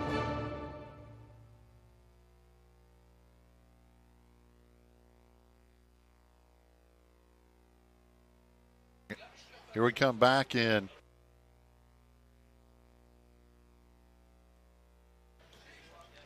Fans, welcome back just before the second half kickoff. Both teams coming back out on the field, getting ready to go here for what could be an interesting second half. Might see a few new wrinkles here in the second half as the coaches have had some time to talk to some of the younger players on their squads, especially our Maroon Devils on the backfield. As you know, we have a lot of players learning on the job out there tonight. I know Bryce Saint played some last year. And again, our other running back, Ian Brooks, played a lot last year, but we've got a new quarterback. And when you've got a new quarterback, that kind of changes your tempo, changes your rhythm, changes your speed a little bit. So everybody's learning on the job here tonight, and should be a tough second half coming up because obviously Tuscola with a lead of 30-14, but we saw some other good football games going on around Western North Carolina at halftime with those scores from Coach Toby Burrell a moment ago that, Murphy and Pisgah have a good one going on literally just down the road at Canton Memorial Stadium as they were tied at 8-8. Coming up next week, now don't forget we're going to be on the road again over at Smoky Mountain in Silva. We hope you'll come over and join us next Friday. If you can't make it to the game over at Carhooper Stadium and Babe Howell Field, we hope you'll join us here again free of charge. Doesn't cost you a penny to get on the Maroon Devils Network, or if you can't get on live with us, be sure and listen live at 94.1 FM, WBHN, and 1590 AM as well. And I'll tell you, with that new 94.1 FM, the signal is covers a lot more territory, if you will, as we're getting ready for the second half.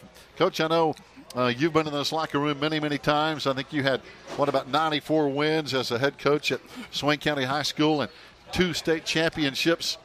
But you got some young guys in the locker room.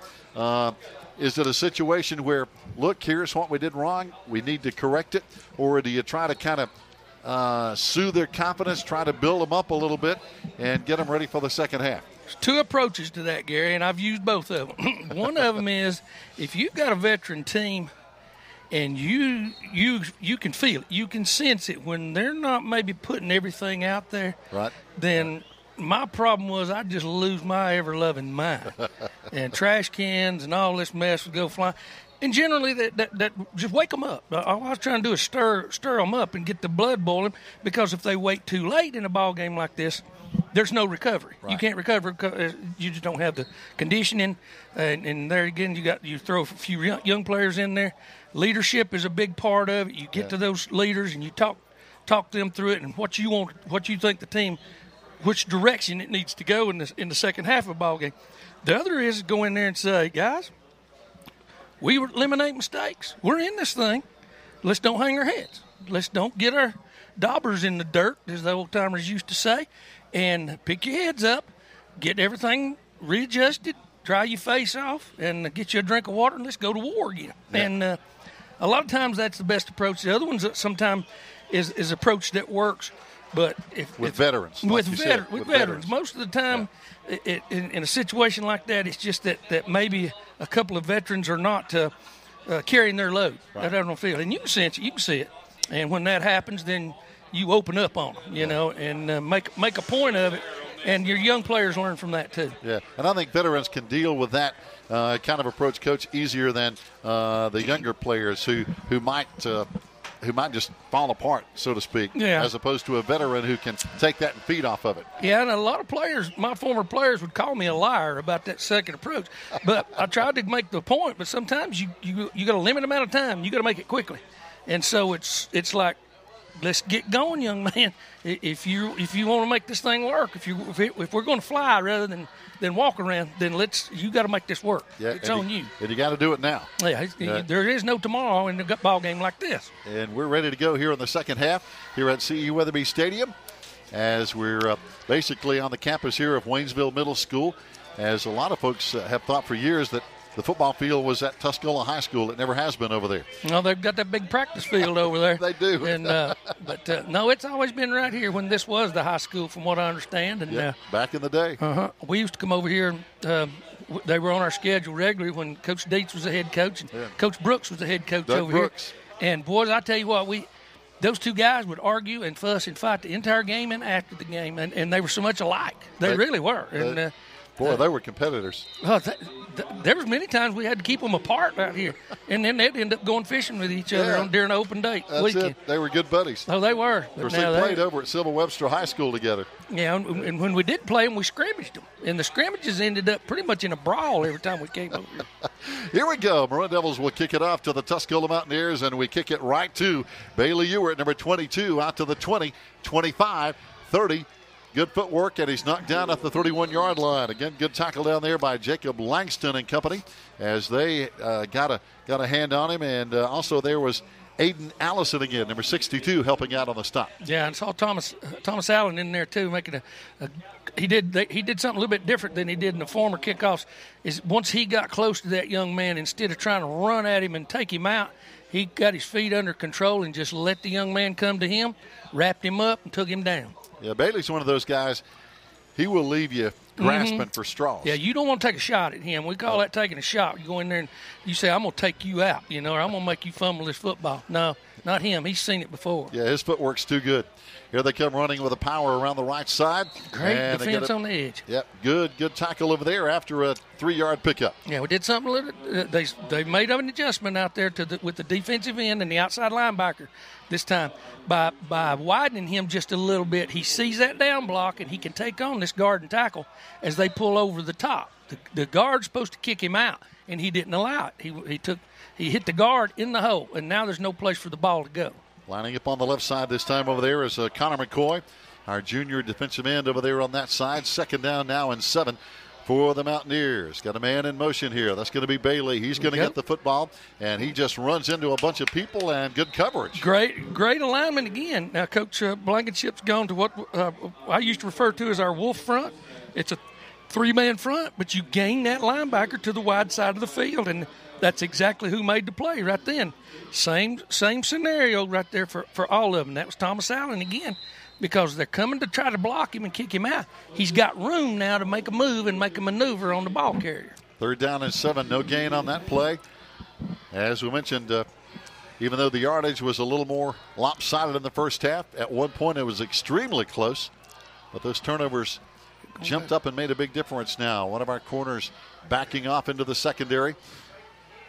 Rolling to the right side. Bryson looking. Ooh, boy. Just off the fingertips. Almost a pick over there by Hunter Burrell. Yeah, and that time Coach Blankenship put a 4-man lineman up there to put pressure on him and blitzed the inside linebacker. Dropped the outside linebacker into the flat, and that's who almost picked it off. And for the first time tonight, I think the Tuscola Mountaineers are going to be punting. Yeah. As coming on to punt is going to be Bailey Ewert. So, Lord. And you got to be aware he can take off and run with the football at any time. He's one that you don't rush real hard. You put 2 outside rushers on him, and everybody else's eyes is on him until that ball comes off his foot. Got to keep an eye on him at all times. 10:25 to play, 3rd quarter. High snap, but he pulls it down, gets it away. Still a good punt. Going to take a Tuscola bounce and be blown dead at the 37-yard line, but we take it in good field position here on our first offensive possession in the 3rd quarter from Tuscola High School. Yeah, now if we can have the same type of momentum change on offense as we just had on defense, that's the best defensive stand we've had all night long. Not just because they punted it, but we kept them on that end of the field, and now we're closer to the 50 than we've been since our scoring drive. Yep. Only 3 yards on offense that time, Coach, and that was a good defensive stand. And now we take over at the 37. This time wide to the left side for our offense is going to be Hunter Call. And the handoff is going to go straight ahead. Nothing fancy here, Coach, as you can see, out to the 40 for a gain of a couple. Yeah, tried the midline right there again, trying to make that you're trying to make an interior defensive lineman make up his mind about what he's going to do right there by leaving him unblocked. And you just keep running that, keep running it, keep watching it, and sooner or later something big will happen. So now split backs again right beside our starting quarterback tonight, number 25, true sophomore, Damian Lossy. We're unbalanced with 2 tight ends. This maneuver right here. And the handoff goes to Ian. Ian out to the 45. Good gain of 5 yards. Going to bring up 3rd down and 3. Yeah, Ian did a great job at the line of scrimmage keeping his feet moving right there. He didn't stop his feet when he got hit right in the thighs and in his calves, and he just stepped out of it and picked up positive yards. He's been an aggressive runner. He doesn't mind contact. He does everything aggressive. Known the young man since he was a little boy, and he's just a tough kid. That's all there is to it. Yep, he gets after it. 3rd down and 3. Tuscola with a bunch of guys up on the line of scrimmage. We try to run, and boy, I tell you, not much there for Damian. They try to strip it away. He hangs on to the ball, but it's going to bring up 4th down. Yeah, we tried to midline him again right there by running that unbalanced 2 tight end set, and this time a linebacker got a good look at it and took it away from us too. But it's putting us in a punting situation right here. 4th down and 3. Still looks like they're waiting for the signal from the sideline.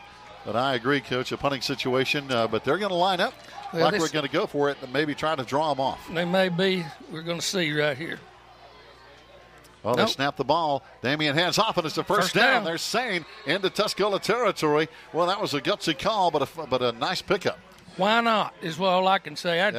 That takes a lot of moxie from Coach Blankenship to have that ready to go right there. And that's something I'm sure they talked about, that if they're around midfield, hey, this is not the time or the place to play it safe. We're going to have to go start going for it in those 4th and 5 or less yards. Take a shot, and it paid off. 1st down and 10 now. This time it's going to be Bryce again around the left side down to the 42-yard line, and a pickup of 6 more. Yeah, we're starting to pick on them a little bit now with this unbalanced line with 2 tight ends. But having 2 tackles on the same side, they don't know exactly which way we're going to go with the ball. And sometimes they've been guessing right. I fully expect they'll go into a type of a goal line defense right here. 1, 2, 3, 4, and 5. Yep, they're going to try to stop us from getting up in there like that. And we hand off to the right side this time. And nice run by Ian. Very close to a first down, maybe a yard short down at the 39 of Tuscola. 3rd down and a yard. And that's the outside veer look. What they're seeing is they're bunching everybody up from tackle to tackle, but they're leaving those outside guys wide and giving us a running lane right there. In a minute, if we keep running this and they keep getting in that goal line defensive look right there, like they're going to, he's going to pull it and keep it. It's what he's going to do. This time he hands off, and it's going to be a first down inside the 35-yard line. And, Coach, that was just some good offensive line blocking. That's all up it front. is. We're getting in there foot to foot, and I think we base blocked that one. I don't even think we veer blocked it. That is, guard hit one guy, tackle hits another one, the tight end hits the third one, and that's it. And you just knock them off the football. That's it. Line of scrimmage, first down and 10 now. 7:05 to play in the third quarter. It's Tuscola 30, Maroon Devils 14. Here from CE Weatherby Stadium. Unbalanced again. Got them to jump. Yep. There we go. Jumping offside. Good play. So good call. First down and 5. Mixing up that snap count is really going to help. Well, that's hard to do, too. People don't realize how much discipline it takes for your people not to jump, because you've changed the snap count not only on Tuscola, but you've changed it on our players. And it takes discipline now, I'm telling you. They have to be on the same page, don't they? They do, because once your coaches and quarterback decide they're going to do that to gain a experience like this right here, or gain an advantage like this right here, then it's different. Going to have a timeout call now with 6:49 to play. We'll take a timeout down the line as well, a 30-second break. Stay with us. It's Tuscola 30, Maroon Devils 14. We'll be back in 30 seconds on the Maroon Devils Network.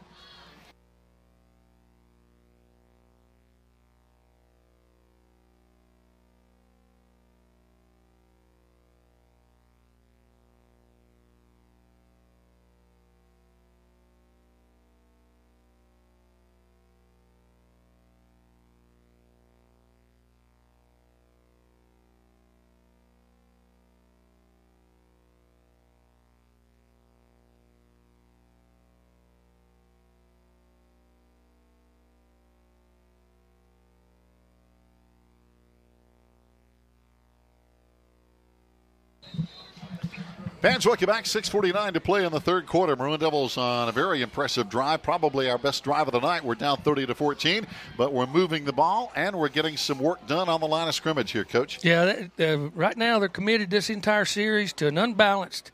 We'd have no split receivers, unbalanced line, with 2 tight ends and 2 running backs, and just running the ball straight at them. Now, what's this going to be a call from? Got a whistle blown on the field. It may take a week to find out at the rate that these officials are moving around. Illegal motion against us. We'll have to move back 5. How was that? So must have been somebody in the interior line. You sure couldn't see it from up here. So center moved the ball. And so now first down and 10 from the 33-yard line of Tuscola.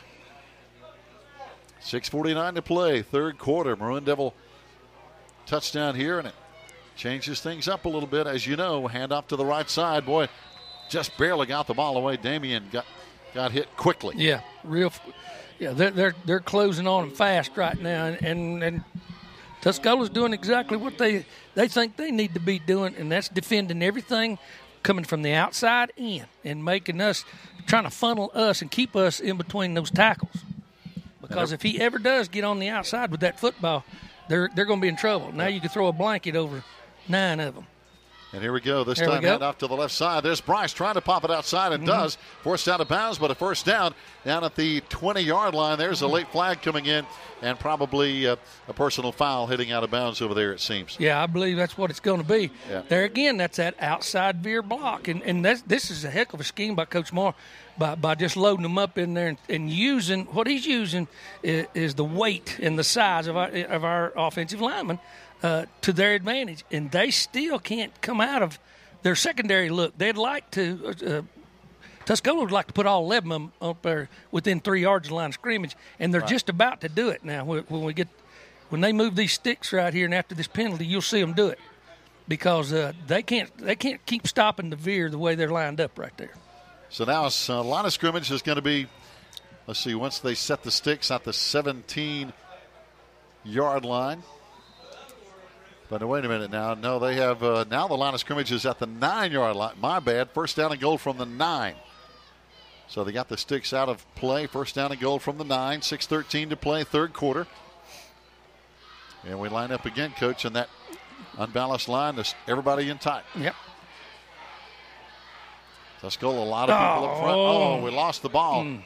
Did we hang on to it? I think we got the ball back, but the ball did hit the ground. Yeah, the head official says we got it back. But that was scary. Yeah.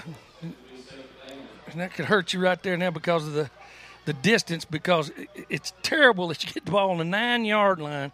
And first and goal from the 9. It seems like that happens a lot, but it just about kills me. Yeah, and now it's 2nd and goal from the 10. We lost one when that ball hit the ground. 2nd and goal from the 10. Again, everybody in tight. Handoff. No, Damien's going to keep it to the right side. Got a couple of yards down to about the 8. It's going to bring up 3rd down and goal from the 8 now with 5:27 to play here in the 3rd quarter. Well, they're going to give us, where are they going to wind up spotting it? It's actually going to be closer to the 7. So we'll call it 3rd and goal at the 7. Yeah, we'll need a big play right here in these next, because it's 4-down territory, of course. Field goes out of the question at this point in time in the ball game. So this is one of them deals that you got 2 plays to pick up those 7 yards. And we got a new guy in there, number 52, I believe. Charlie's over there on the left side. We run to the right side. Bryce Sane is in the end zone. Touchdown. That's it. Now that's a power play. We went away from the veer, and that took some of that away from them. They weren't able to look for the veer lanes. This time it was pure down blocking and kick out blocking. Chase Hughes got up limping a little bit. He may have to come out of the lineup right now. His right leg, he's holding it very stiff. And we hope that's not he's going to stay in the game. Yeah, he may have just got dinged on his shin, or he may have a cramp. We'll learn more here in a little bit. Yeah, this time of the year with the heat and humidity, cramps. I remember one year over at East Henderson. I don't think I've ever seen as many cramps as we had in that ball game. Check this out. 2-point play. Yep. Yep. Got Bryce coming wide right. Also coming over here is Jacob Langston, and one man wide left going to throw. Try to get. Damien's going to be stuck in the backfield, and there's 22 Bailey Ewert all over him. And so the point after no good, but we got 6. So now 4:50 to play. Tuscola 30, Maroon Devils 20. We'll be back after this 30-second timeout on the Maroon Devils Network.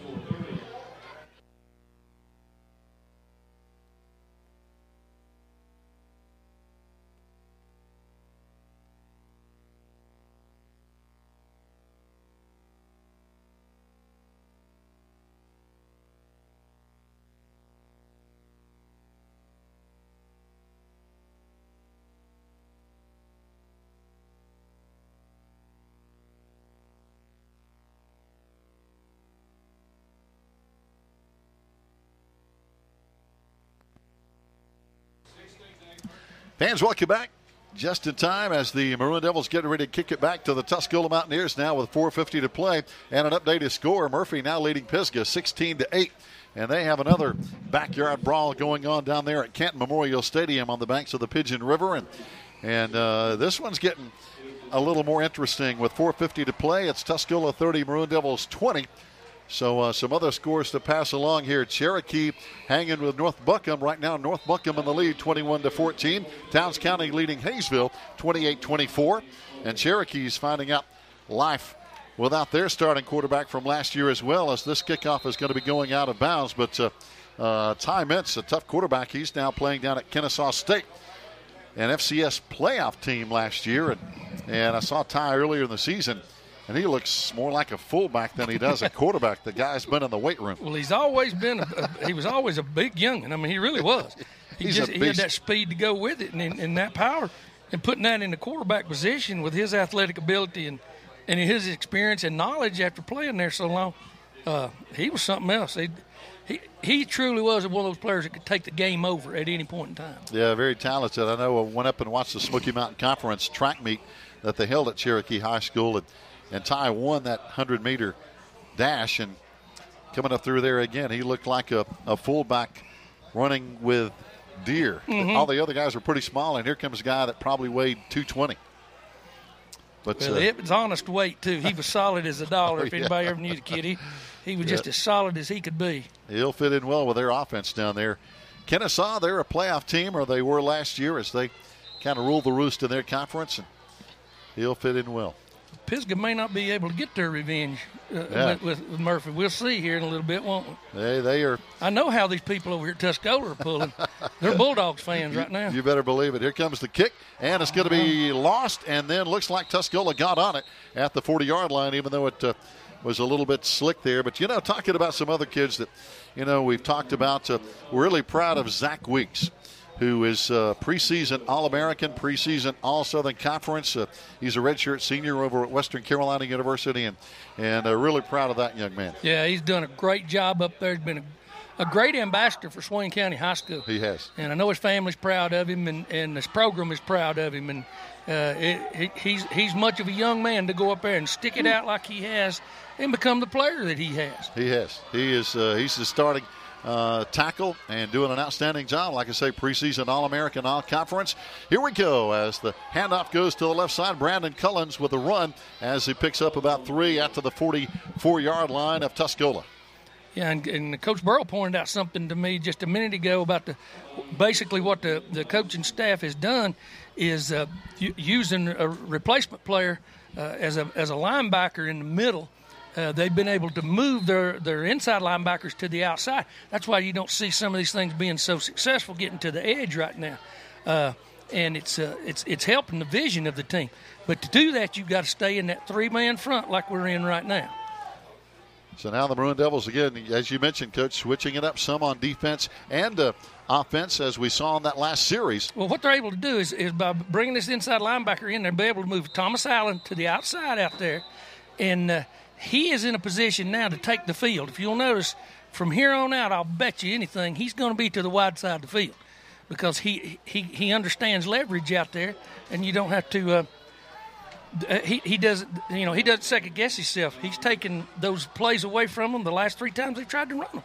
So now Tuscola moving back with that penalty, and we've seen some of that tonight, the motion penalty. So now it's 2nd down and 9, and now we see Charlie Lambert, who had a big block on that last series offensively. Number 52, he's also in there on defense. Yeah, he's the linebacker now, and we're sticking with that 3 front, and this is good because now we've doubled up linebackers to the wide side of the field. So I suspect that Tuscola's coming back to the short side, which they did, but right there's how you play it. And there's an outstanding tackle again. This time it's going to be Hunter Burrell. And again, the linebackers are starting to make more tackles. And what's happening now is the alley play. See, and one of the big reasons I always liked the Wolf front or the 3-man front is because year in and year out, we weren't going to have the big bodies to play as defensive linemen. But we could always find enough young men to make linebackers out of them, especially on the inside. The outside have to be very athletic. Yeah. I mean, that's why you see Brooks out there, you see Allen playing out there, and guys with experience. And here we're staying in the 3 front again. And back to throw. Got the rush. Don't lose your leverage on the outside. Oh, good pressure again. Back across the field. Pass isn't even close. Hunter Bryson, but again, good pressure in there from Jacob Langston. Yeah, Jacob almost let him break contain on him, and he did a great job of getting his feet back up under him and stretching him out. So now it's going to bring up a 4th down, and Tuscola's probably going to be punting it back. And, Coach, and we got our quarterback and safety's down. We don't have a lot of depth there. I know we have Connor Hyatt, who's waiting in the wings if we need him. Well, if it's a cramp, that's what it looks like it is. Yep. This is like 4th down, and they'll replace him. I don't know if he's on the return team or not, and Bryce will get back there and maybe have a chance to field this punt. And if he does, maybe he can make something happen for us here. But Garrison's halftime, what I've seen from our team is success. Yeah. Defensively on their first stand, they punt to us. We get the ball upfield, we score. Yep. That's 2 series of successions on both sides of the football, and that's a plus to me. In the back of my mind as a coach, that's something that's building blocks right there. And as Toby Burrell told us, 12 plays, 63 yards on that drive, 5 minutes, and that's kind of what the Maroon Devils have long been famous for. Grind it out, keep the football, use the clock. It's obvious right now to our coaches, I'm sure, and even to Tuscola's coaches, we can line up in all kinds of different things over here and put receivers out there right now, but putting that young man in position to go out there and start throwing the football over the field, we ain't going to do it. No. So let's get an unbalanced line, 2 tight ends, make their defense adjust. because it's tough now as a coach to decide how you're going to do that. The numbers don't add up. You're outnumbered anything you do because you can't just throw all your secondary up there unless you get close to the end zone. Because what if we do pop the line of scrimmage? Somebody's got to be back there to run us down. Exactly. It's hard to put 8 of their guys against 8 of our guys. That's right. That's exactly right. So they have to give up numbers somewhere. And I believe Coach Moore and Coach Blankenship are finding the advantages. Getting the job done now is going to be Bryce Sane dropping back to return the punt. 3:11 to play here in the third quarter. Clock running, 30-20, Tuscola in the lead. And back to punt again is going to be Bailey Ewart, who is also dangerous. He can tuck it and run. He gets it away, angles it toward the right sideline away from Bryce Sane. So Bryce is not going to be able to return this one. Good coverage by Tuscola. We'll take it at the 29, first down and 10. Yeah, here's a chance now. I hope our quarterback's up and around, and we'll see now this, because those cramps, they don't go away. No. And he's over there on the sideline. No, he's back out here now. I think I seen him come back in. I believe that's somebody else. Oh, somebody else they're working on over there. There we go. Playing both ways. First game of the season, Cramp City.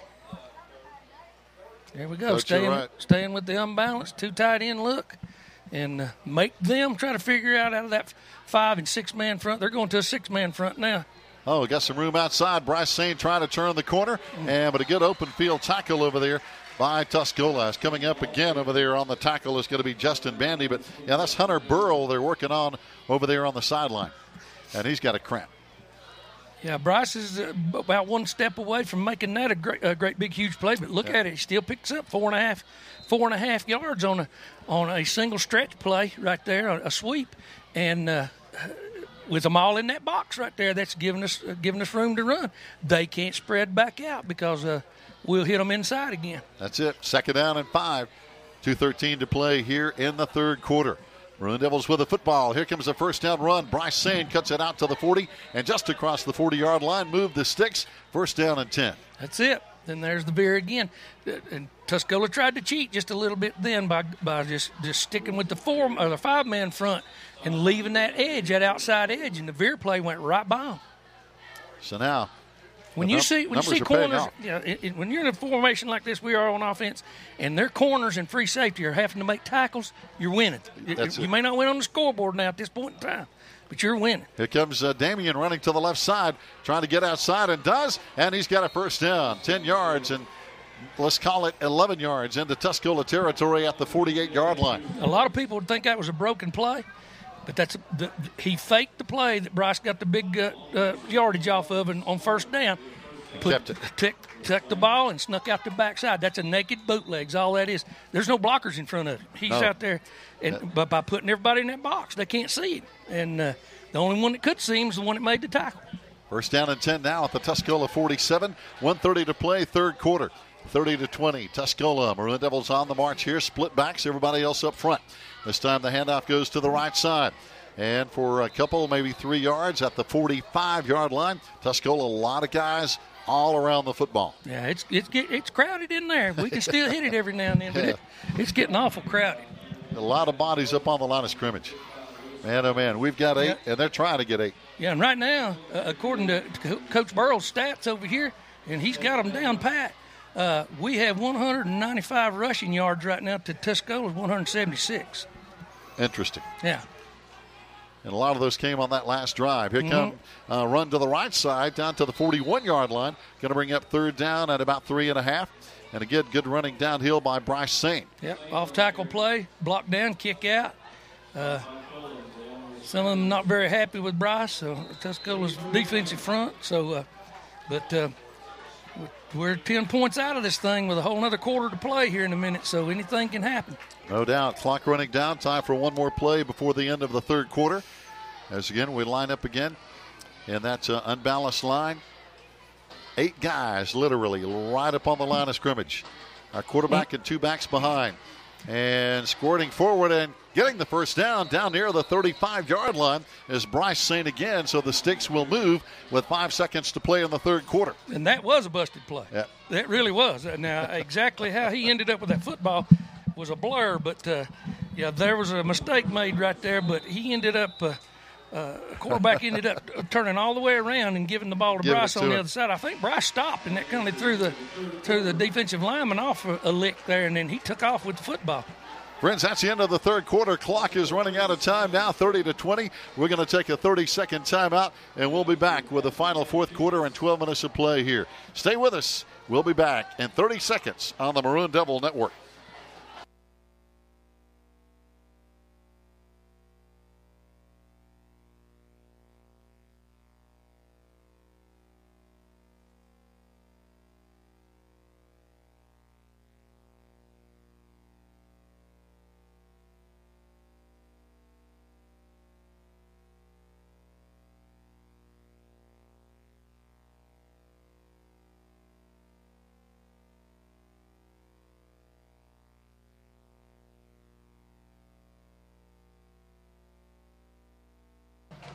Fans, welcome back here, 30-20. A battle going on here between the Tuscola Mountaineers and our Maroon Devils here at C.E. Weatherby Stadium in Waynesville. Good crowd both ways.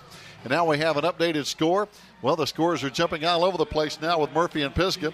Now Murphy's up over Pisgah. We don't know who's going to win that one. That one, it was tied 8-8. So all kind of scores coming out of Canton tonight. There's some liars over in yonder somewhere. That's it. Somebody's trying to pull our leg, aren't they? Yeah. Oh, boy. But we can tell you for sure the score here is 30-20 on that big black and gold scoreboard over in the end zone. Sponsored by Pepsi-Cola. Here comes the handoff, and here comes Bryce again. Positive yards down to the 30-yard line, a 5-yard pickup. Same off-tackle play. And if we can ever get that guard all the way around through, see, it's a long way for that guard to pull and get all the way into that unbalanced side gap out there between the defensive end and the tackle. He didn't get there that time. Bryce outran him to it. And so we got to get him over there a little quicker, but it is a long way out there. I tell you, Bryce does have some quick feet. So now second down, we'll call it about 5.5. Just underway, fourth quarter. Glad to have you listening in and watching here on the Maroon Devils Network and WBHN Radio. Here comes the handoff, kind of a misdirection this time, and not much on second down. Yeah, there again, they got hit right on the hookup, and the quarterback did a smart thing by hanging on to the football and making sure that thing didn't end up on the ground. So he just left his hands in there and ran up in there behind Ian Brooks there to hang on to that football. Smart play, third down. We need almost 5. 11 minutes left to play in this ball game, but a big third down play here. If we can keep the drive alive, get some points on the board, this ball game gets really interesting in a hurry. And it's getting more interesting as we go. Here comes the handoff. Bryce Sane with a first down and more. Down to the 21-yard line. Coming up on the tackle was Coleman Bryson for the Tuscola Mountaineers. There we go again. That's an outside veer look, and they're losing the linebacker to the line of scrimmage. Once he breaks that level one of the defensive lineman, with that linebacker walked up on the edge out here to take the quarterback. If it don't, the quarterback keeps it, and he's around the edge. Yeah. But to take that quarterback, then there's nobody left in that second level, linebacker level, to take him. I tell you, Bryce is having a good night. 110 yards on the ground, leading our Maroon Devils here offensively. First down behind that big physical offensive line, and we have a whistle on the I believe we got a blood foul here. That's when the player starts bleeding. They make him go off the field to get to and it looks like our equipment. Could be Bryce. Yeah, it is Bryce. Maybe equipment damage, yeah. Yeah, working on his helmet over there. They'll get him fixed or get him a Band-Aid on the blood, one or the other. Yeah. Kerry Powell's over there working on him. Here we go. And we run to the right side. Got a new back of the backfield coming in this time to help out as Hunter Burrell. And Hunter played in a lot of games last year, 54 carries, 268 yards rushing for the Maroon Devils. Yeah, he was a big help towards the end of the season last year. He was. A huge help because the different things that Coach Morrow wanted to do offensively, he figured real big into them.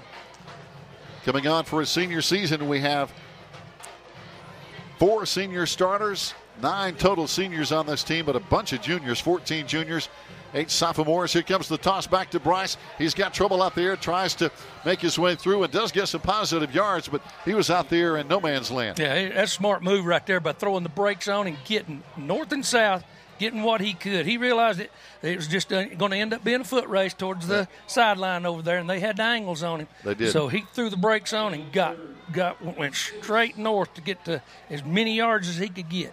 That's just smart running there. Third down now. We're going to need 6, 9:15 left to play. Maroon Devils here. Another time-consuming, grind-it-out drive. Split backs again. 8 guys up front. Handoff left side. Bryce on the carry. Gets about 3. Now we're looking at, looks like fourth down here, Coach. Fourth and about a long 2. Yep, got a long 2 to go. Just inside the Tuscola, just inside about the 13-yard line here. No, check that.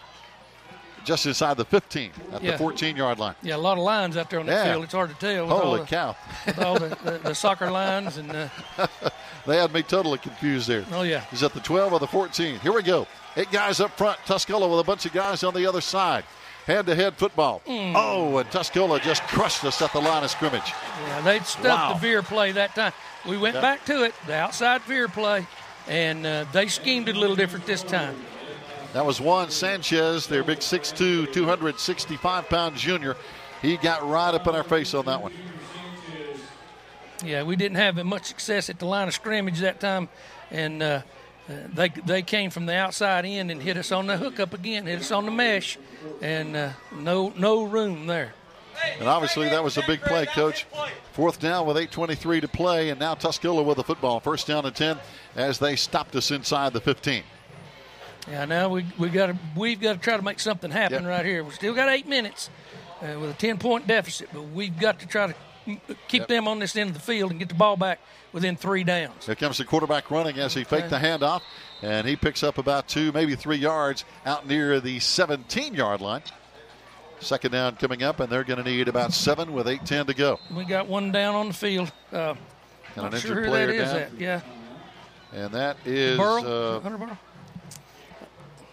Yeah, it looks like it could be Hunter Burrell. He was cramping up a minute ago, and so he's cramping up again as Kerry Powell comes out to work on him.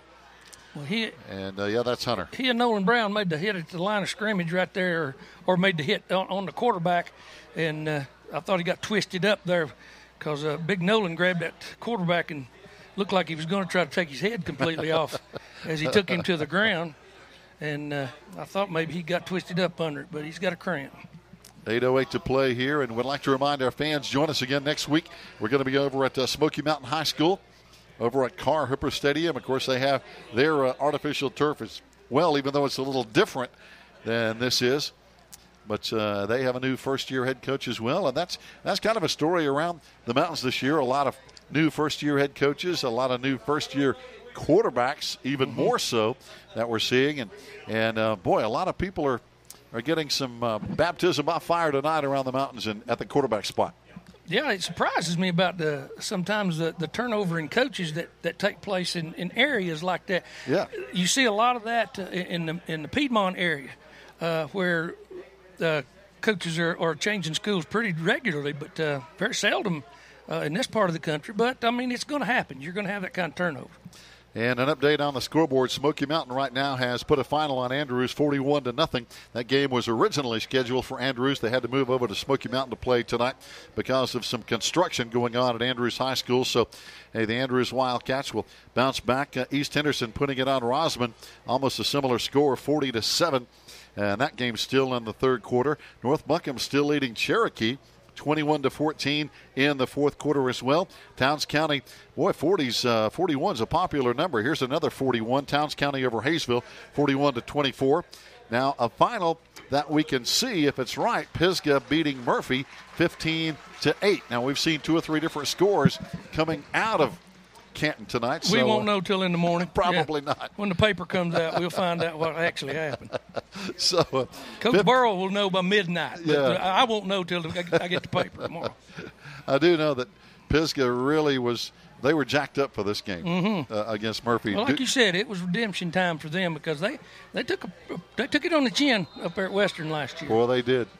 And they had a year to stew over it as those rivalry games can turn into. Second down there. Here we go back to live action here at Tuscola High School. Oh, good read by the linebacker there. 52. Is that Lambert? Yeah, Charlie that's Charlie Lambert. He absolutely. Now, that's the way you want to see a linebacker come into an alley. And we got another player down with a cramp. That looks like it could be Jacob Langston, I believe. As we hope it's just a cramp. And I know we don't want to downplay it because, boy, those things hurt. He was up on the line of scrimmage that particular time. He may have he may got the wind knocked out of him because he.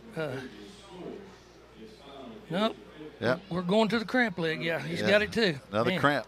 And it's so humid and warm. I know driving over, it was 85 degrees. Of course, that was about 5:30, and it's cooler now. But those guys have been going out here for, since 7:30, over 2 hours. Well, as coaches years and years ago, and I guess I can talk about stuff like this now, for the first 2 or 3 games of the season, we'd keep a tally of how many cramps, especially when we were playing teams that were playing kids both ways, just like we were. And, I mean, I remember tallying as many as 22. Wow. Where we just had to stop for a few minutes, get the kid off the field for a couple of plays. He'd be back out there, and another kid cramps, and the same kid cramps. And this would go on the whole entire third and fourth quarter. Yeah. And I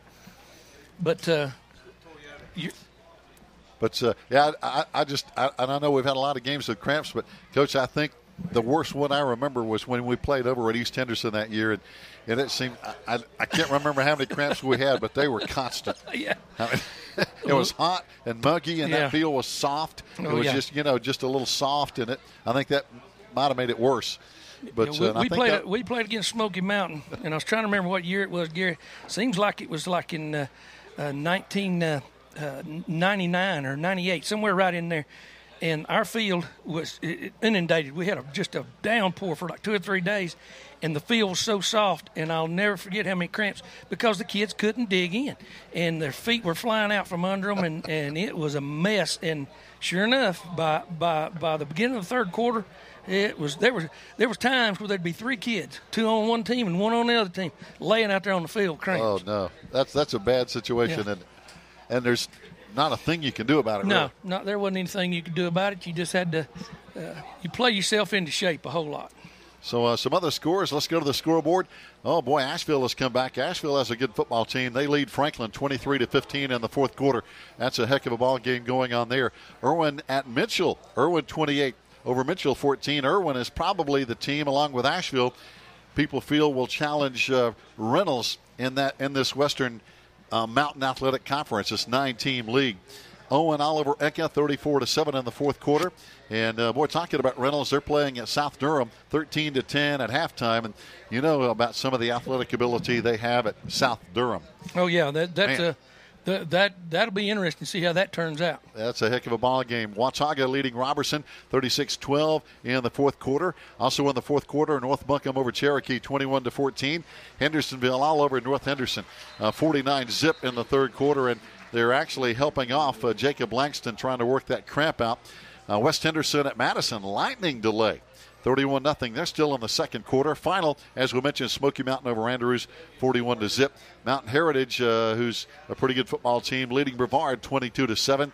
A final, we see official. Looks like Pisgah has beaten Murphy 15-8. Real battle in that ball game there. And Towns County over Hayesville right now, 41-24 in the third quarter. Thanks to Toby Burrow with those scores, and we jump offside. So that's going to cost us 5, and that will give Tuscola an automatic first down at the 25-yard line, or close to the 25.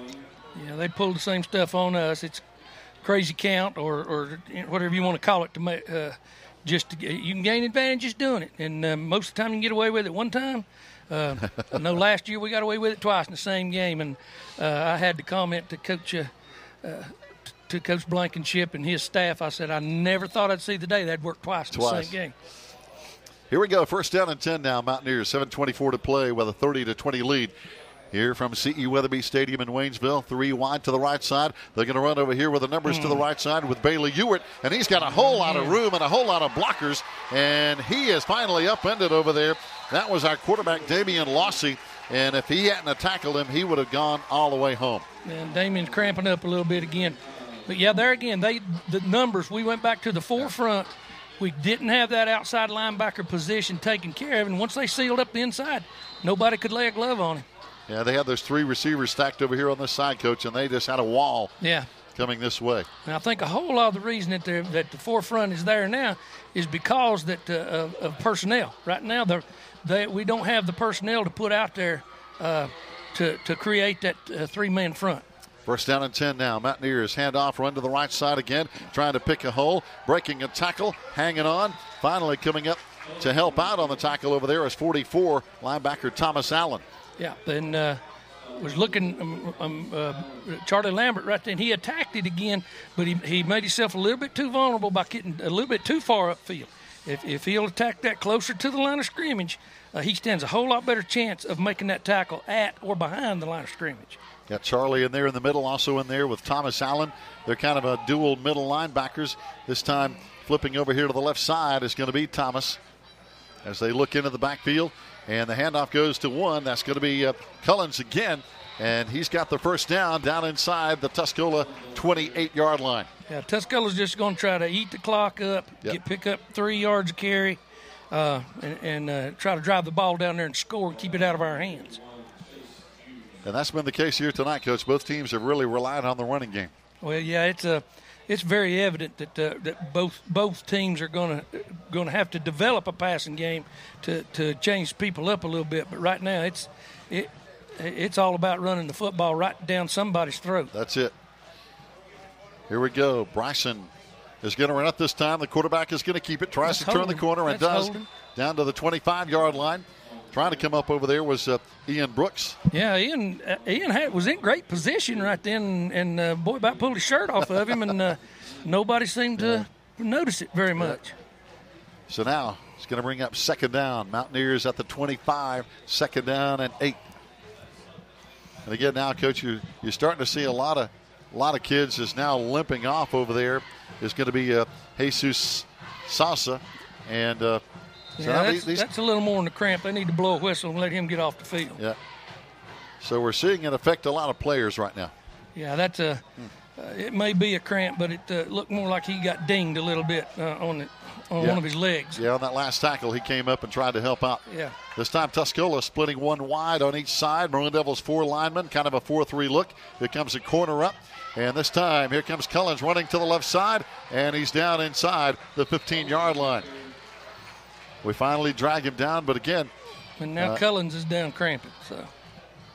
And he's been a factor tonight. Yeah, he's been going both ways. They've used him a lot of that outside linebacker and running the football and doing a lot of blocking on the edges, and he's a workhorse for them. Got a timeout on the field out there right now, but a lot of these kids play both ways, and that's a lot of minutes here in a hot night. Oh yeah, and like I mentioned earlier.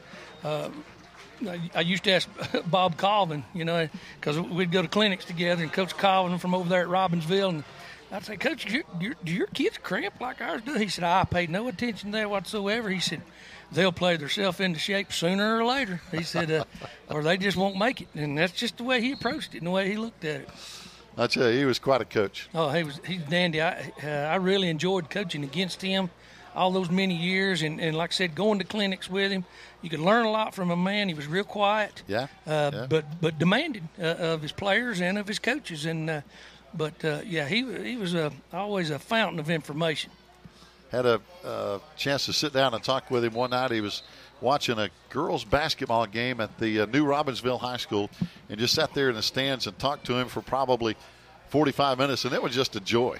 I mean, it was just a joy. Here Tuscola running to the right side, and they're down to the 11-yard line before upping down there. Ian Brooks on the tackle, but he was just a fountain of information. Oh, he is, and just a joy to be around. He was a lot of fun. Yeah. He coached a tough game and gave his players a lot of once they learned the game and what he wanted them to do, gave them a lot of leeway about how things were going to be done out there on the field. Yeah. And that's why he was so successful. Yeah. He loved offense. Oh, yeah. Drove me crazy. Second down and 9. Tuscola Mountaineers on the drive. Down inside the 12-yard line. This time twins on the right. One single receiver wide to the left side. Different set for the Mountaineers, and they turn and hand off. But a nice big hole up the middle. All the way down near the goal line. Is he in?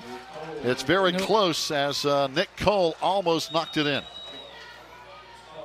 Got to be down inside the 1-yard line. It'll be first and goal. Thomas Allen laid a shot to him there, but he jumped right up, and Thomas got there as quick as he could and met him with a good angle right there, and we need a turnover right here to really change this thing bad. Oh, no doubt about it. First down and goal. This time they go with more power up front, one wide, one back. Bryson turns, hands off, and it's going to be the same back. It's going to be Nick Cole. And is he in? No signal yet. Now they are. Now there's the signal. Touchdown Tuscola, making it 36-20 now with 4:08 to play. And it's that's tough when you got a first down and goal at the 1 yard line. Yeah, like I said, it seems like we're ending up with the first and nines, and they end up first and one. And like you say, it almost takes a fumble to keep somebody out of the end zone. Well, it does. It does. Now coming on to kick is going to be Davis King. And he boots this one up. And it's got plenty of leg on it, and it's going to be good with 4:08 to go. So fans, stay tuned. Right now, Tuscola lengthens their lead 37-20 with a long, time-consuming drive. 4:08 to play. Stay with us. We'll take a 30-second break, and we'll be right back after this on the Maroon Devils Network.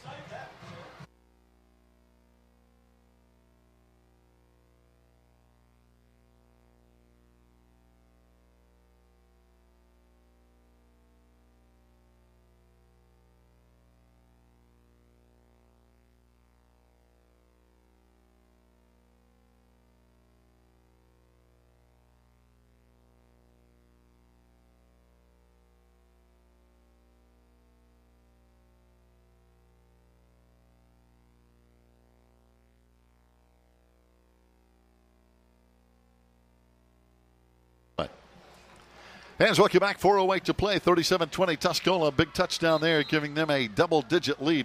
But I tell you, Coach, over a 4-minute drive, both teams are taking their time, grinding it, running the football. And we haven't seen the turnover issue here in the second half we saw in the first half. No, and a whole lot of that is due to what they're trying to do right there. Both teams have basically slowed their offenses down. And trying their best not to make mistakes with the football. Davis King with the kickoff now for the Mountaineers. And it's going to be Bryce Sane taking it on the hop at the 5-yard line, out to the 10, to the 15. In traffic at the 20, still going out to the 24-yard line, where we'll get the football now with 4 minutes to play here at Tuscola High School. Week number one. It'd be real nice right here. And not necessarily a big play, but we need to, for our self-satisfaction, be able to drive this football and at least change field position on them. And because with 4 minutes left, we'd have to score quick. Yeah. And so I'm not saying just two big plays, but we need them pretty fast. Yeah, you can't don't have time for a long time-consuming drive that we've seen here in the second half. Nope. For both teams. I know our last drive went 5 minutes. Tuscola's last drive scoring over 4 minutes. And here comes the handoff, and here's a guy who can take it to the house pretty quick. Yeah. Can't get it outside. Got it out there for 9 yards, though, and that's Bryce Sane. Yeah, that's a counter. That's the first time we've seen that tonight. It's a counter trap play, and it's by using those backs, by crossing them and not giving anybody a good look at either one of them coming downhill. So now, second down, we need about 1.5 yards. 3:38 and counting. Next week, we're going to be at Smoky Mountain High School. Smoky Mountain, a big win tonight over Andrews. I tell you, the Smoky Mountain Conference having a tough time in some games tonight. It's a tough first week, of course, playing out of conference against bigger schools. Here comes Damian with a quarterback keeper after he faked the handoff to the left side. He should have the first down, very close, up at the 34. Let's see if they signal first down. It looked, I'm not sure we got a good spot on that one. No, it didn't look like the official even knew where the ball was. And until Damian was tackled there, I don't think anybody even realized that he had the football. I think about everybody thought Bryce had the football. Yeah, third down. Now they're going to take a timeout and probably measure it. It's that close, third down and very short. But I thought he had it up near the 34. Yeah, me too. Yeah, they're going to measure it anyway. At least they will measure it. We've seen some some officials that won't measure it for some reason, whatever reason. That's the first measurement we've had tonight. Right. And, but you're right. You don't see as much measuring as you used to. No, I mean, see, look there. By first look. Come on, Mr. Leatherwood. There you go. There it is. Get down there where you can see it. Yeah. I mean, I thought it was the first down without the measurement. Yeah, but hey, I've been wrong a whole lot. First down now, 2:48 to play. But this game has really changed tempo in the second half. And we've seen a lot of the mistakes we saw in the first half. Not as many penalties with the illegal motion. Not as many turnovers. Just a lot of ground and pound football, if you will. This time starts to toss it to the left side. Damian carries out across the 40. Nice gain. Pickup of about almost 7 yards. Yeah, he faked the sweep to Bryce Sane over here into the boundary. And we pull a guard, and he traps that outside defensive end as he pulls. And the quarterback just fakes the pitch, keeps it, and cuts. It's pretty much a quarterback trap out of the gun. Yeah, this is a good look for us right here. This is something this young man would be able to do too from just watching him. Yep, Tuscola jumping offside. That's going to give us an automatic first down. Well, I stand corrected. This is the second time in my life I've seen it done twice in a game. I cannot believe it. 2 times in the same game. It is. It's very unusual, isn't it, Coach? Well, it is because you like I said, you can generally get away with that one time during a ball game. But normally one of your kids jumps, and you scrap it for 2 or 3 games until you can go back and work on it and get the discipline. But we nailed it right there. Yep. All right, went back to the well and got some water. This time we run to the right side. Here's some more running room. See, now this is the option game, pretty much out of the gun set, pistol set, because this is pretty much what Tuscola does, and it's still option oriented because he still has the option of giving that to that back. It's according to what that end does, and it goes back to the pistol principles, which they say if he stays, you give it. If he don't, you keep it. Second down now. Pick up that time of 5. 2nd and 5 coming up, just inside the Tuscola 50-yard line at the 49. And it comes the toss to the left side this time to Bryce Sane, trying to cut it back inside, and does, and is very close to the first down at the 44-yard line. Yeah, Bryce, if he'd be just a touch more patient with his blockers right there, he's got a blocker out in front of him, and if he'll just wait, just idle in behind him right there and let him throw his block, he may be able to get more out of that play right there. And that's something that comes with time, too, is learning when to gear it down just a little bit. You don't have to make it all happen yourself. Now we got a timeout on the field with 1:19 to play. And the teams head to the sideline to talk things over. And there was a timeout call by the Maroon Devils here with 1:19 to play. And again, coaches, this is another learning situation. Well, it is. And I'll be honest with you, this is a good look for Damian Lossie. Him back there in that pistol set, to me, is as big a threat, if not more, than him up underneath the center, working the line of scrimmage. He's a threat there.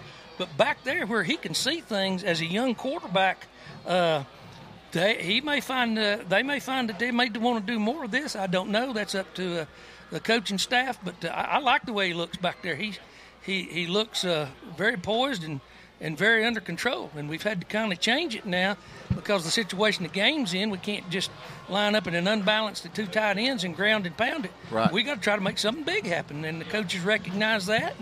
And so they're trying to put him in a situation and all the rest of the team to where they may have some success out of this right here. So now the Maroon Devils line up twins on the right side. Got one man over here on the wing. And it's going to be Lossie again. Back in the, in the pistol. Got a back right beside him. That looks like Bryce Sane. Damian back to throw. Got a man over on the sideline. Throws it just a hair behind him. But again, good coverage over there by the Tuscola secondary as Justin Bandy had good coverage. Yeah, nothing wrong with that. You had to take a shot right there. See, that's the big play, turnaround type play that changes the complexion of this ball game in a hurry. Although there's only 1:13 seconds left, that's the kind of shot you got to take. Now you got 4th down to try to make this one.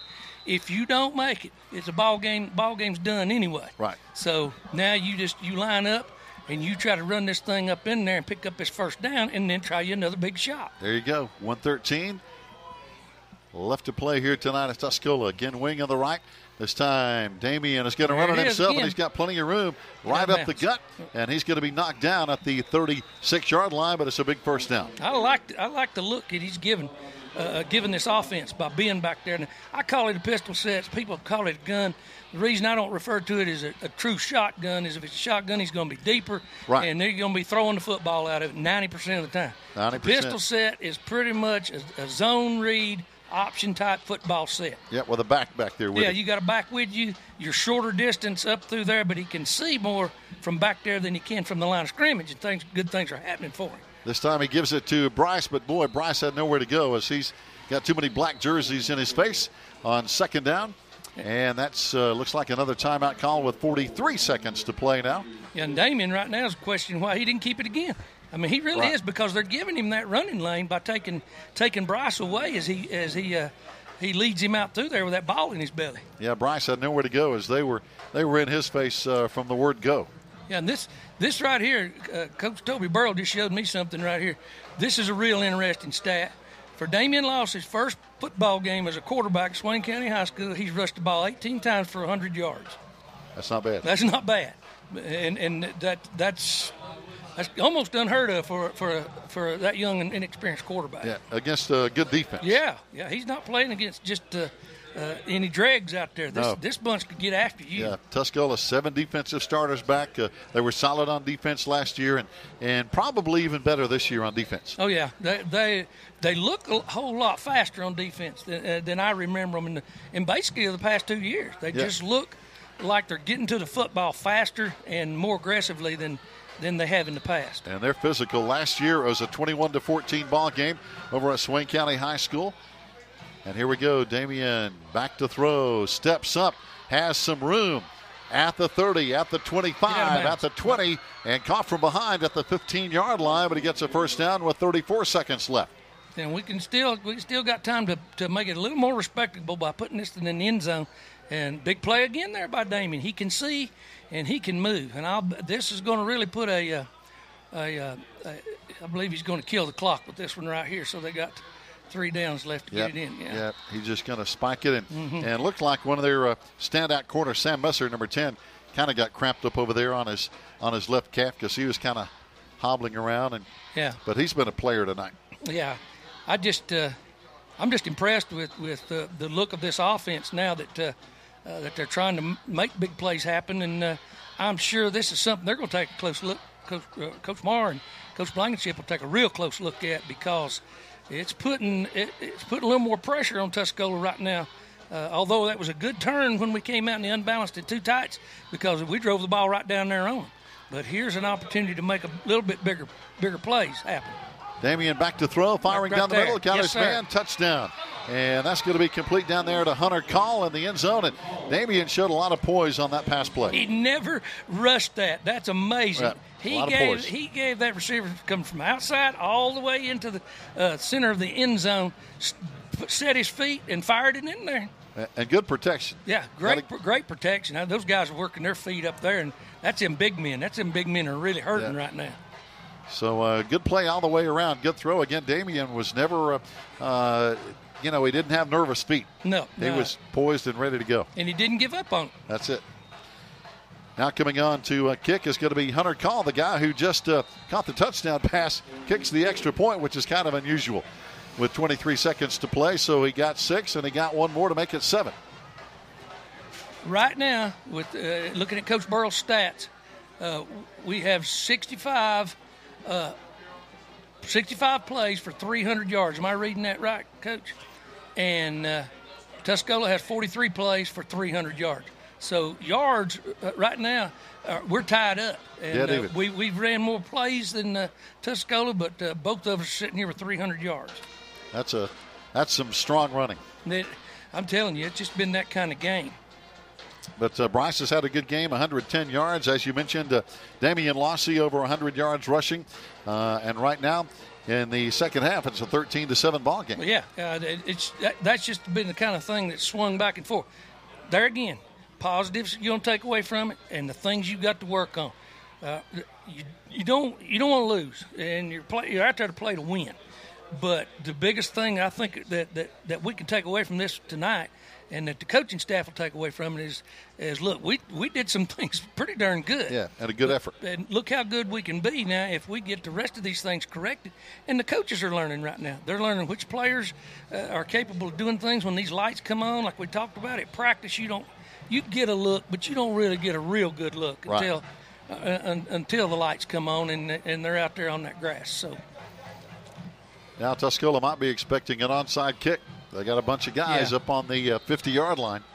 As number 8, Hunter Call. We got 2 kickers wearing number 8, which is kind of unusual. Theirs is 8, ours is 8.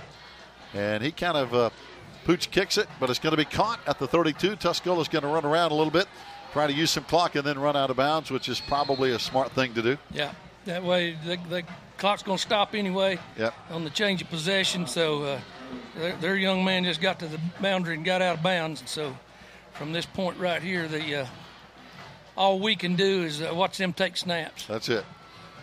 But turned out to be, Coach, I thought a physical, a running game that we thought would be dominated by the run, which it pretty much was. But I think both teams showed that they have some quality football players. Yeah, there's talent out there. There's a lot of ability out there. It's just finding the right mesh and getting the right people in the right place. I dare to say right now that Coach Blankenship and his staff, as well as the Tuscola staff, they're not yet satisfied with what they're seeing personnel-wise. Right. That's why they'll go back and look at this as close as they can. And they're going to try to get their best 11 football players on the field.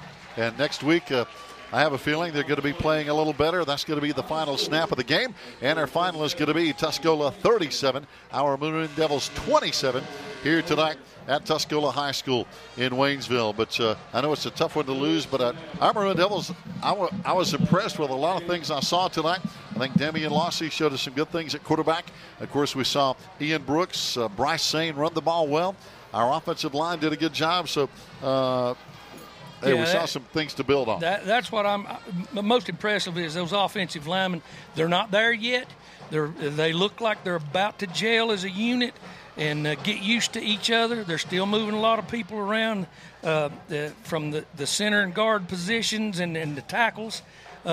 If they stay healthy and all of them stay out there and they're able to practice every day, some great things could happen, and especially with the development of that quarterback and these running backs. Now, as far as the passing game goes, that's something that they'll have to work on when they can. But they've taken the first step of running the football, getting 300 yards in the first game of the season, scoring 27 points. But the problem is you allowed 37, and that's the danger.